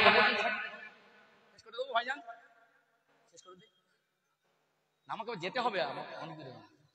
আচ্ছা, আর 10 মিনিট বলে দিচ্ছি ইনশাল্লাহ। ও ভাইজানেরা, সোনার মানিক যুবকেরা, আব্বারা মায়েরা, আজকে দেখবেন আমাদের সন্তানদের আমরা ভালো খাবার খাইয়ে, ভালো পোশাক পরিয়ে আমাদের অনেক ভালো লাগে। ওই খাবারটা যদি আল্লাহর পছন্দের মতো না হয়, ওই পোশাকটা যদি শরীয়তের দৃষ্টিতে জায়েজ না হয়, ওই ভালোর মূল্য কি কবরের হাসরে 1 পয়সা কোনো মূল্য আছে? আর একটা দৃষ্টান্ত তুলে ধরি, আজকে দেখবেন বিয়ে বাড়িগুলোতে মহিলা বরযাত্রীর সংখ্যা বেড়েছে না কমেছে? আজ কি আপডেট হয়ে গেল, একটা বাবার 2টো ছেলে, একটা ছেলে একটা মেয়ে, মেয়েটার বয়স 20 বছর, ছেলেটার বয়স 24 বছর। মেয়ের মা এত বেশি মোড়ল দিয়ানা করে, বলছে আমার একটা মেয়ে কেউ না গেলে আমার মেয়ে বরযাত্রী হিসাবে যাবে। কি বলছে? বাবার থেকে মেয়ের মা জেদ বেশি, আমার ছেলের বিয়ে আর মেয়ে যাবে না বলে। এখন মহিলারা বরযাত্রী সংখ্যায় বেশি। বাড়িতে গান বাজনা নাচানাচি হতো, হুজুররা প্রতিবাদ করে বন্ধ হয়েছে। বাড়িতে বন্ধ হলে গাড়িতে কিন্তু গানটা বন্ধ হয়নি। বিয়ে বাড়ি যাবে, মহিলা বরযাত্রীর সংখ্যা অনেক বেশি। ও ভাইয়েরা, বাবাজিরা, ভাইয়ের বিয়েতে যাবার জন্য আব্বার কাছে বলছে আপনি বুঝবেন না, এখন নতুন নতুন পোশাক, আপডেট মডেল, আমাকে পয়সা দেন। এখন বড় বড় শপিং মল একটা পোশাক কিনেছে শরীরের সঙ্গে টাইট ফিট, কালকে বিয়ে বাড়ি যাবে, ওই পোশাকটা কিনে আজকে একবার শরীরে পরে দেখছে পোশাকটা কেমন লাগে।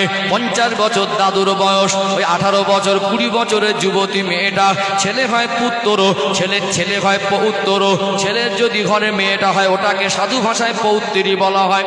অনেকে দাদু নাতি বা দাদুপতির সম্পর্ক যাই বলেন, এখন দাদুর সামনে গিয়ে বলছে দাদু, মেয়েটার চুল খোলা, পেট পিঠ খোলা, শরীরের সঙ্গে টাইট ফিট পোশাক, কাল বিয়ে বাড়ি যাবে, ওটাই পরে বরযাত্রী হিসাবে যাবে।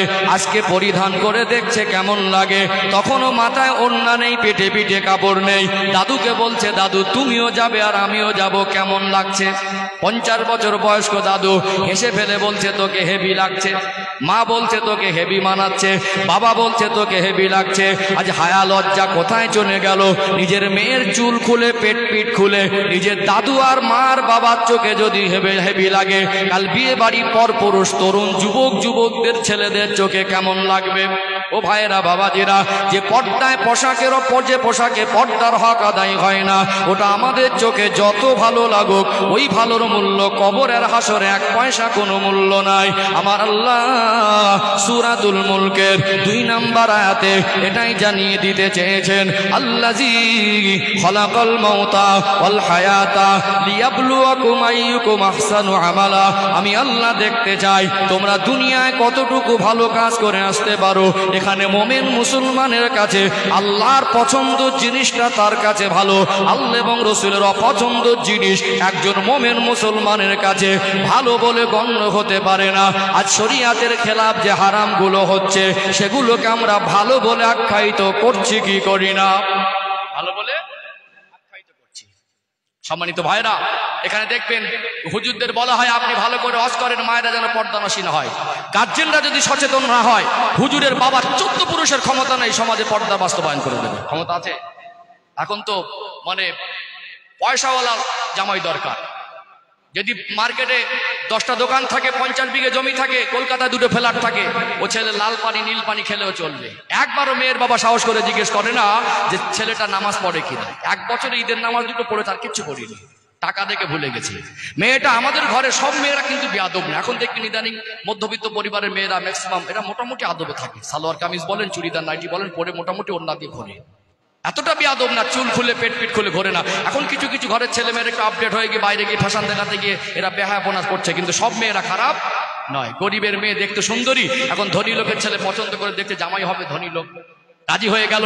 বিবাহের দিনে যে মেয়েটার চুল আজ পর্যন্ত গ্রামবাসী দেখতে পাইনি, বিবাহের দিনে এখন আবার বিউটি পার্লার থেকে লোক এনে সাজানো হচ্ছে। বলছে আমাদের বৌমা আমরা সাজিয়ে নেব, লোক পাঠিয়ে দিয়েছে আগাম। যে মেয়েটার পেট পিট চুল দেখা যেত না, আজকে ওই মেয়েটা আজকে একটা শাড়ি পরিয়ে দিয়েছে। বিয়ের দিন যে শাড়ি পরায়, ও শাড়িতে তো শরীর ঢাকে না, ঢাকে কি? পেট পিট খুলে গেল, চুলটাও খুলে গেল। বিউটি পার্লার থেকে লোক এনে সাজিয়ে নিল, মাথা একটা ওড়না চাপিয়ে দিয়েছে এত পাতলা, ওর থেকে আরো পাতলা ওড়না যদি মার্কেটে পাওয়া যেত সেটাই আনতো। এইবারে এখন কি হচ্ছে? ফটোগ্রাফি হচ্ছে লাইন দিয়ে। কি বলছে? লাইন দিয়ে ফটো হচ্ছে। বউকে ঘরে নিয়ে যাওয়ার আগে ফেসবুকে দিচ্ছে, পাইকুড়ির ভেতর আমার স্ত্রীকে দেখ। যে বিয়ে বাড়ি যাচ্ছে ফেসবুকে ছবি ছেড়ে দিচ্ছে। এখন একটা যুবতী মেয়ে আজও পর্যন্ত যার পেট পিট চুল তার গ্রামবাসী দেখতে পায়নি। 2 পক্ষের সমর্থনে এত পণ্ডিত, এত বিদ্বান, এত বিশিষ্টজন, এত জ্ঞানীগুণী সমাজে কারোর প্রতিবাদ নেই। 2 পক্ষের সমর্থনে একটা মেয়েকে অর্ধনগ্ন করে তার ছবি কোনো নিয়ে পাইকুড়ির এটা 2 পক্ষের মানুষ ফেসবুকে পোস্ট করে, আর সবাই বলছে আজকে তোকে হেভি লাগছে। কি লাগছে? আজকে তোকে বলছে নতুন ভাবিকে হেভি লাগছে। হ্যাঁ, গ্রামবাসী বলছে আজকে তোকে নতুন বউ সাজিয়ে তোকে হেভি লাগছে, সুন্দর লাগছে। বলুন, একটা মেয়েকে এইভাবে 2 পক্ষের সমর্থনে অর্ধনগ্ন করা হলো। এখানে যদি 2 পক্ষের গার্জেনরা সচেতন না হয়, হুজুরের বাপের ক্ষমতা আছে পর্দা বাস্তবায়ন করে দেওয়ার। তারপরে যে ছেলেটা বিবি হিসাবে ঘরে নিয়ে গেল, সে কোনোদিন তার স্ত্রীকে পর্দার সঙ্গে বাইরে বের করতে চায় না, আর বের করেও না, বরং বিবাহের দিনে যা ছিল সেটা আরো ঘাটতি করে অর্ধনগ্ন করে বাড়ি নিয়ে গেল, এবং সে চাইছে আমার স্ত্রীকে আমি পর্দায় ঢেকে রাখবো না। স্বামী যদি না চায়, বাবা মা যদি না চায়, হুজুরেরা জলসা কমিটির বাবা 14 পুরুষের ক্ষমতা নিয়ে সমাজে পর্দা বাস্তবায়ন হবে। আজকে আমরা হারাম জিনিসগুলোকে ভালো বলে দিচ্ছি না, দেইনি? দিচ্ছি না। প্রকৃত ভালো তো সেটাই, আল্লাহ এবং রসুলের কথায় যেটা ভালো, আল্লাহ এবং রসুলের যেটা পছন্দটা ভালো, আল্লাহ এবং রসুল যেটা হারাম ঘোষণা করেছেন, যেটা খারাপ বলেছেন, ওটাই হলো প্রকৃত খারাপ। কথা কি বুঝতে পেরেছেন? চলুন লাস্ট পয়েন্ট, আমারও সময় শেষ হয়ে আসছে, আমাকে ডিলগঞ্জে যেতে হবে। ভাইরা আমার সঙ্গে লেটে যোগাযোগ করেছে, যার কারণে আমি সময়টা খুব টাপের মধ্যে থেকে যাচ্ছি। একটুখানি আমি ভাইদেরকে অনুরোধ করবো বক্তা নিয়ে এসেন। অন্যদিন আমার যখন একটা মাহফিল থাকে কোরআনের কথা বলছি, বক্তা না থাকলেও আমি কখনো বেশি করে দিই, কোনো আপত্তি থাকে না। চলুন আমি আর একটা পয়েন্ট দিয়ে শেষ করি ইনশাআল্লাহ।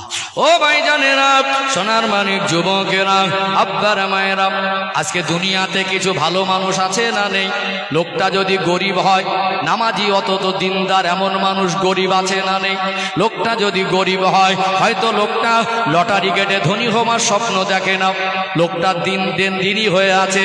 একটা মানুষ যদি তার সামনে মানুষ হেঁটে যায়, 50,000 টাকা যদি পড়ে যায়, কুড়িয়ে ফেরত দেয়, এরকম মানুষ সততার সঙ্গে চলে আছে না নেই? লোকটা হয়তো 10,000 টাকা দামের পোশাক করতে পারে না, তালি দেওয়া ছেঁড়া জামা যদি হয়, ওটা যদি নবীর সুন্নাত হয়, ওটা আল্লাহর কাছে পছন্দের হয় কি হয় না?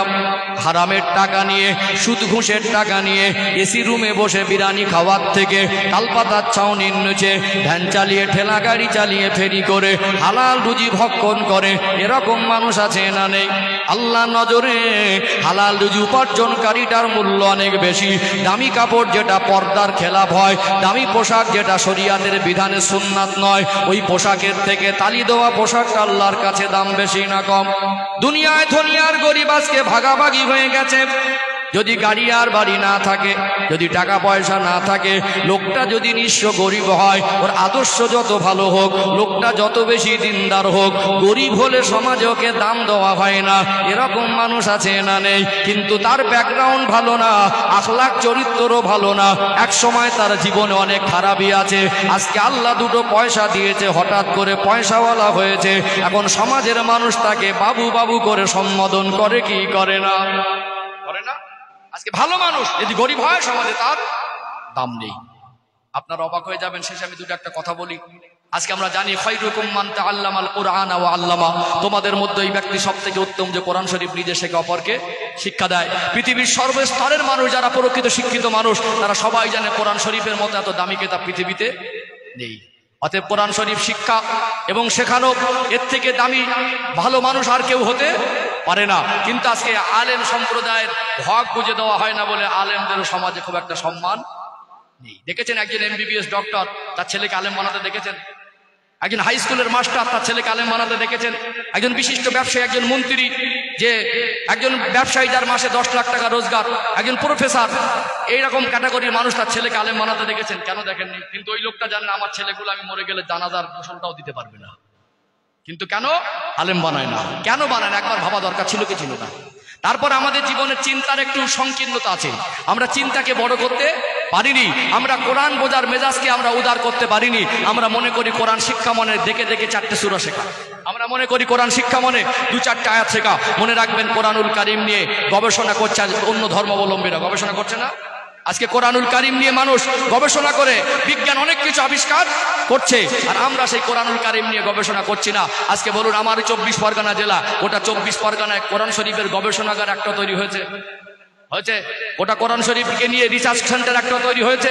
কটা মানুষ কোরআন রিসার্চ করছে? আজ অন্য ধর্মাবলম্বীরা তারা কোরআন রিসার্চ করছে, গবেষণা করছে, কিন্তু আমার কম সেটা গবেষণা করছে না। যদি প্রত্যেকটা মসজিদের ইমামের বেতন 2 লক্ষ টাকা হতো, মাদ্রাসার শিক্ষকের বেতন 2.5 লক্ষ টাকা হতো, হাই স্কুলের হেডমাস্টারের ছেলেটা আলেম হতো না? একজন MBBS ডক্টর তার ছেলেকে আলেম করতো না? তখন এরাই ঘুরিয়ে বলতো দরকার নেই সরকারি সার্টিফিকেটের। তখন যে ছেলেটা সব থেকে ব্রেনিয়ার, যে ছেলেটা সব থেকে স্মৃতিশক্তি ভালো, ওই ছেলেটাকে আলেম করতো কি করতো না?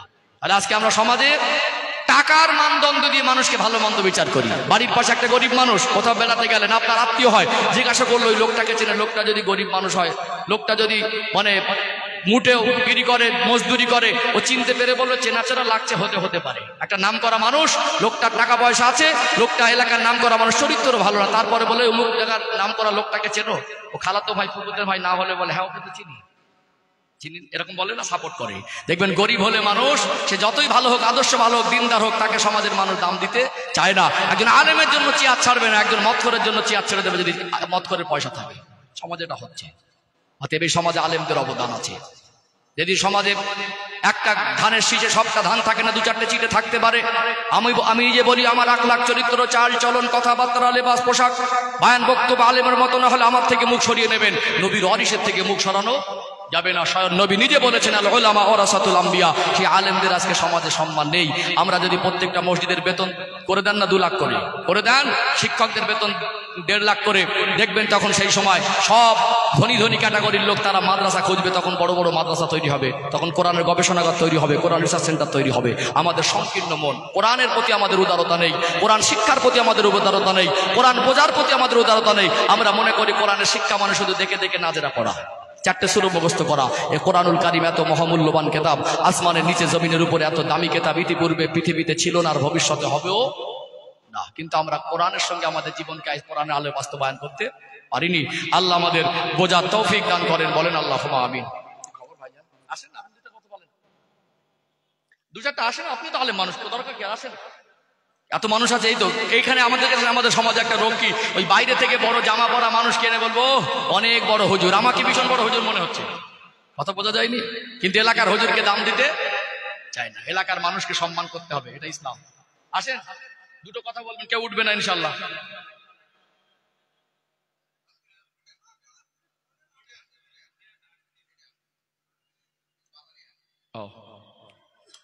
আলোচনা কি রাগ করছেন নাকি?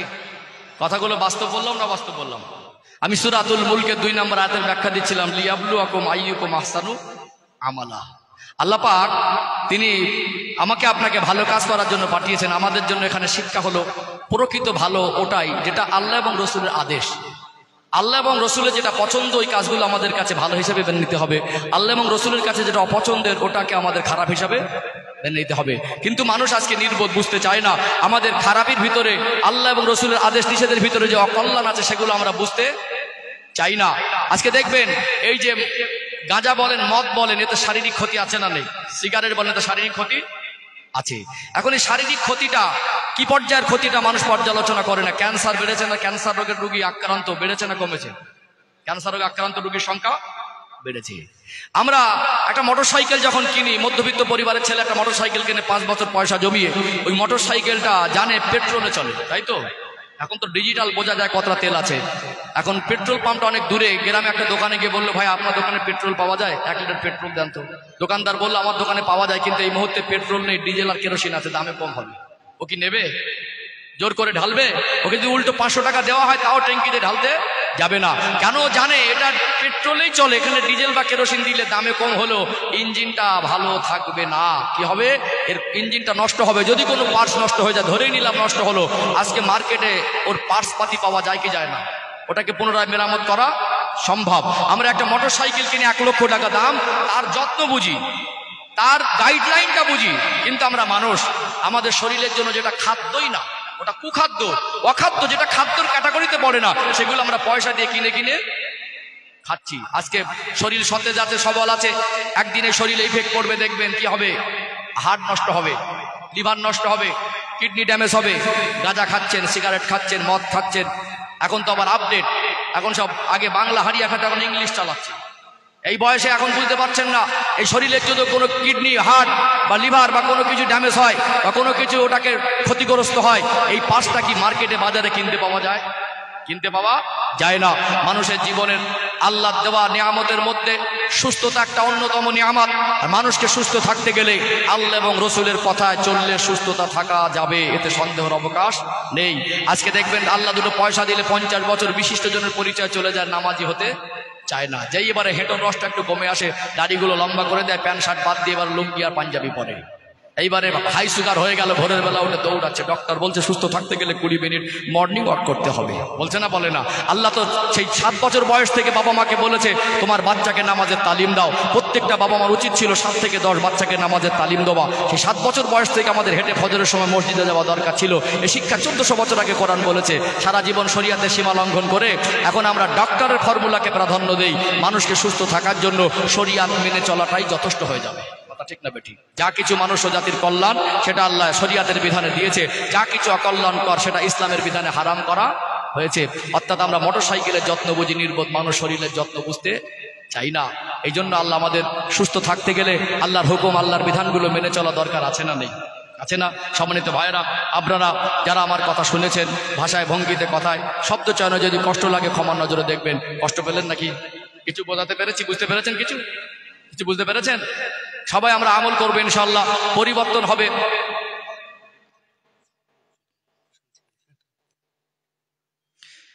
মনে রাখবেন, পরিবর্তন হয় না কেন একটু পর্যালোচনা করি। পরিবর্তন হবার রাস্তা একটা।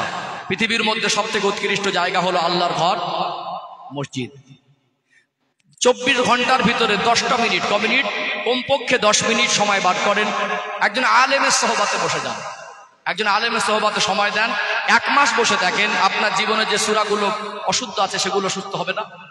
অনেকে এখানে আছেন সূরা ফাতিহা জানেন না। যে ব্যক্তিটা মুসলমান দাবি করে সূরা ফাতিহা জানে না, ওই ব্যক্তির 50 বছর বয়স হলে যত বড় ধনী হোক, আর পৃথিবীতে যেই ইউনিভার্সিটির বা যেই জায়গা থেকে শিক্ষা অর্জন করে সেখান থেকে পিএইচডি করে সার্টিফিকেট আনুক, ও যদি সূরা ফাতিহা না জানে, ওর জীবনের 1 দিনের 1 ওয়াক্তের 1 রাকাত নামাজ শুদ্ধ হবে না। কিন্তু আমরা আজকে এত পণ্ডিত হয়ে গেছি, আলেমদের সোহবাতে বসবো না। আলেমদের সোহবাতে বসা দরকার আছে না নেই? আল্লাহ নবী সাল্লাল্লাহু আলাইহি সাল্লাম তিনি টোটাল 23 বছর খেদমত করেছেন। 13 বছর মদিনায় খেদমত করলেন, 40 বছর বয়সে নবুয়াত পেলেন। মক্কায় 13 বছর খেদমত করে যখন হিজরত করেছেন, হিজরতের সময়কালে আমার রাসূলুল্লাহর বয়স ছিল 53 বছর। একটা বছর না ঘুরতে ঘুরতে একটা যুদ্ধের সম্মুখীন হতে হয়েছিল। ওই যুদ্ধের সৈন্য সংখ্যা ছিল 313 জন। এভারেজ যদি করেন, অসুস্থ, বৃদ্ধ, বাচ্চা, মহিলা মিলে যারা ঘরে থেকে গিয়েছিলেন খুব বেশি 800-300 হতে পারে, 600 টপ পাইনি। মুসলমানের সংখ্যা 13 বছরের খেদমতে 600 মতো। আর আল্লাহ নবী সাল্লাল্লাহু আলাইহি সাল্লামের ওফাতের মুহূর্তে মুসলমানের সংখ্যা, সাহাবার সংখ্যা ছিল কম বেশি 1.5 লক্ষের মতো। বলুন সুবহানাল্লাহ। আমার নবী যদি 1.5 লক্ষের মতো সাহাবা হয়, সাহাবারা যারা ঈমান এনেছিলেন সব তো এক বয়সে ছিলেন না, একেবারে শিশু থেকে নিয়ে একদম বৃদ্ধ বয়স পর্যন্ত সবাই ছিলেন। কিন্তু সেই সময় যে যে বয়সে ঈমান এনেছেন সেই বয়সে ইসলামের শিক্ষাটা তারা দিয়েছেন। অতএব এটা গর্বের, এটা আনন্দের।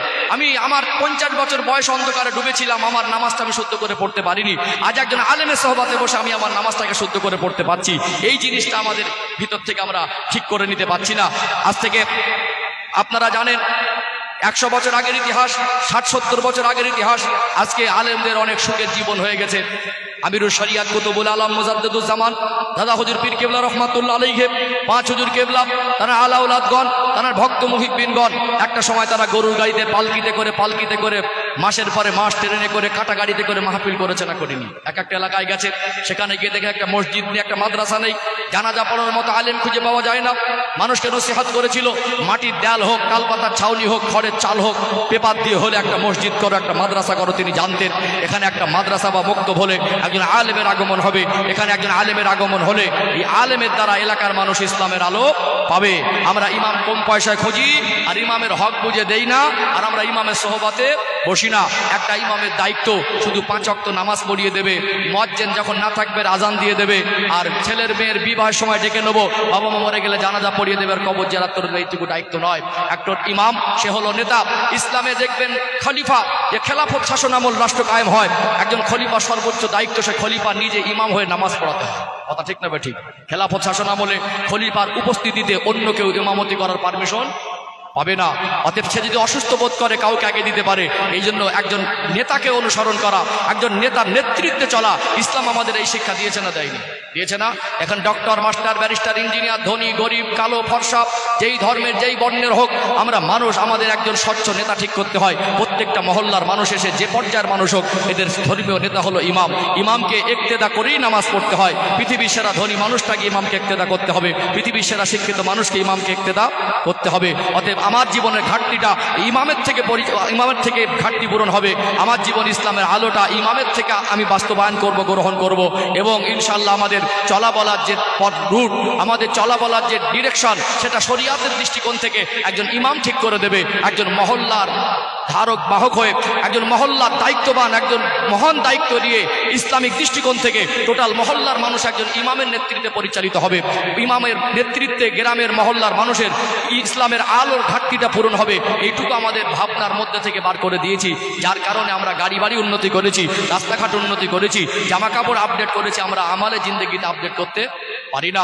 অতএব বাপজিরা, ভাইয়েরা, আপনারা এখানে যারা এসেছেন, আপনারা 24 ঘন্টার ভিতরে 10টা মিনিট একজন আলেমের সোহবাতে 1টা মাস দিয়ে দেখুন, আপনার জীবনে যদি ঘাটতি পূরণ না হয় তখন আমাকে বলবেন। আমরা তো আলেমের সোহবাতে বসতে চাই না। আমরা পণ্ডিত, তাদের নামে সমালোচনা করব, তাদের কাছে বসবো না। যদি দোয়া কুনুত না জানেন, আপনার তো এ বেতের নামাজ শুদ্ধ হবে না। আপনি যদি 4টে সূরা না জানেন, আপনার কোনো দিনের জোহরের নামাজ তো শুদ্ধ হবে না। সূরা ফাতিহা আর প্রত্যেক রাকাতে একটি করে সূরা। জোহরের নামাজে প্রথম 4 রাকাত সুন্নাত নামাজ পড়তে গেলে কমের উপরে 5টা সূরা আপনাকে জানতে হবে। দরকার আছে না নেই? অনেক বড় বড় পণ্ডিত দেখা যায় এক বদনা পানি দেবেন, 1 লোটা পানি দেবেন, ভালো করে উজু করতে পারে না। এই জীবন আল্লাহর পছন্দের নয়। পৃথিবীর মধ্যে সবথেকে উৎকৃষ্ট জায়গা, সেখানে গিয়ে দেখবেন কোনো ভেদাভেদের অপশন নেই। সব থেকে ধনী মানুষ গিয়ে দেখবেন গরিব মানুষটা সামনে দাঁড়িয়েছে, হাত ধরে পিছনে দেওয়া যাবে না। পৃথিবীর মধ্যে সব থেকে উৎকৃষ্ট জায়গা, মসজিদে গিয়ে দেখবেন সব থেকে ভালো মানুষটার পাশে সব থেকে খারাপ মানুষটা দাঁড়িয়ে যাবে, ও খারাপ বলে ধাক্কা দিয়ে সরিয়ে দেওয়া যাবে না। এর নাম হলো ইসলাম। ইসলাম ভেদাভেদ মিটিয়ে দেয়। এই জান্নাতের বাগান, তাফসিরুল কোরআনের মাহফিল, আজকে দেখুন এখানে কালো ফর্সার পার্থক্য নেই, ধনী গরিবের পার্থক্য নেই, সবাই চটে বসেছি। এটা আল্লাহর কাছে এই জন্য পছন্দের। আমার আল্লাহ ভেদাভেদকে পছন্দ করেন না।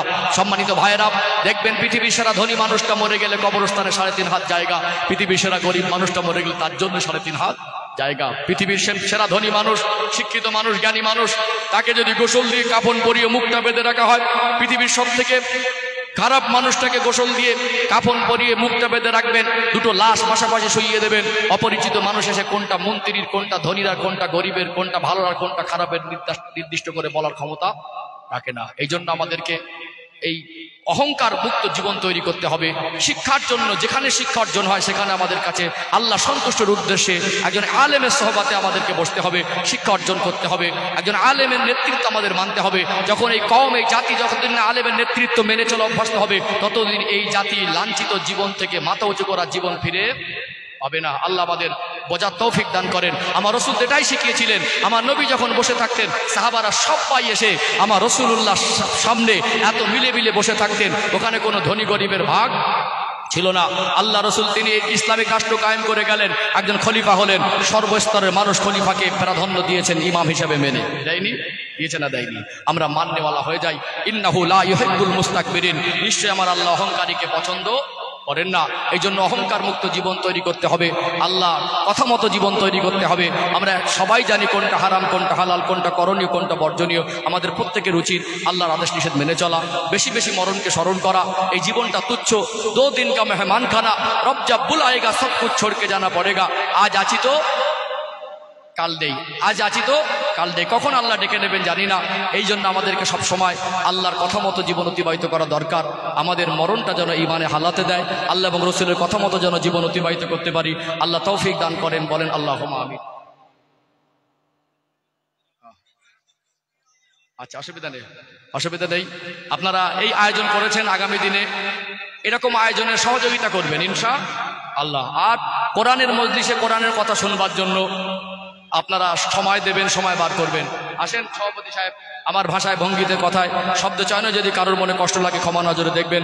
যতটুকু বলেছি আল্লাহ আমাকে আমল করার তৌফিক দান করেন, আল্লাহ পাক আপনাদেরও আমল করার তৌফিক দান করেন, বলেন আল্লাহুম্মা আমিন। তাকবীর দেন, নারে তাকবীর। আরেকটু প্রাণ ভরে নারে তাকবীর। সিলসিলায় হক মুজাদ্দেদে জামান বলদা গ্রামবাসী বিন্দু হিজবুল্লাহ কমিটির উদ্যোগে বাৎসরিক তাফসিরুল কোরআন মাহফিল, বিশ্বনবী দিবস, নারে তাকবীর, নারে তাকবীর। আচ্ছা আচ্ছা, সামনের গেটের জায়গাটা খালি করে দেন, গেটের মুখে থেকে সরে যান, গেটের মুখ থেকে সরে যান, খালি করে দেন। আচ্ছা, আমাদের কোরআনুল কারীম তেলাওয়াত করবেন।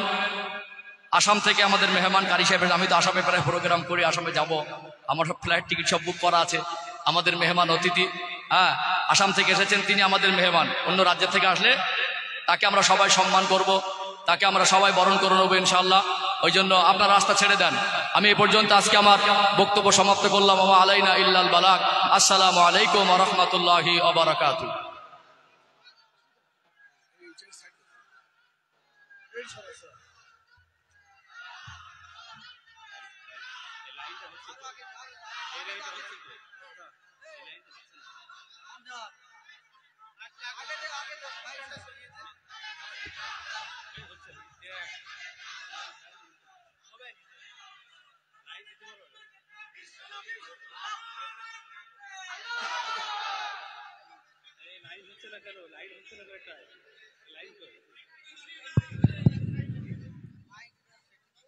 মাশাআল্লাহ, আমাদের মধ্যে এই মুহূর্তে পৌঁছে গেছে দীর্ঘ প্রতীক্ষার পর যেনার আকাঙ্ক্ষা আমরা ছিলাম তিনি আমাদের মধ্যে পৌঁছেছেন। কারি শেখ শায়েখ আবু আসাদ আসাম শিলচর থেকে এনে পৌঁছে গেছেন। আপনারা সকলেই তিনি আমাদের মধ্যে এসে উপস্থিত হয়েছেন। আপনারা সকলে আর দাঁড়িয়ে থাকবেন না, বিশেষ করে সকলে কোরআন পাকের তাফসীরুল কোরআন মাহফিলের জন্য, কোরআনের আদবের জন্য, সম্মান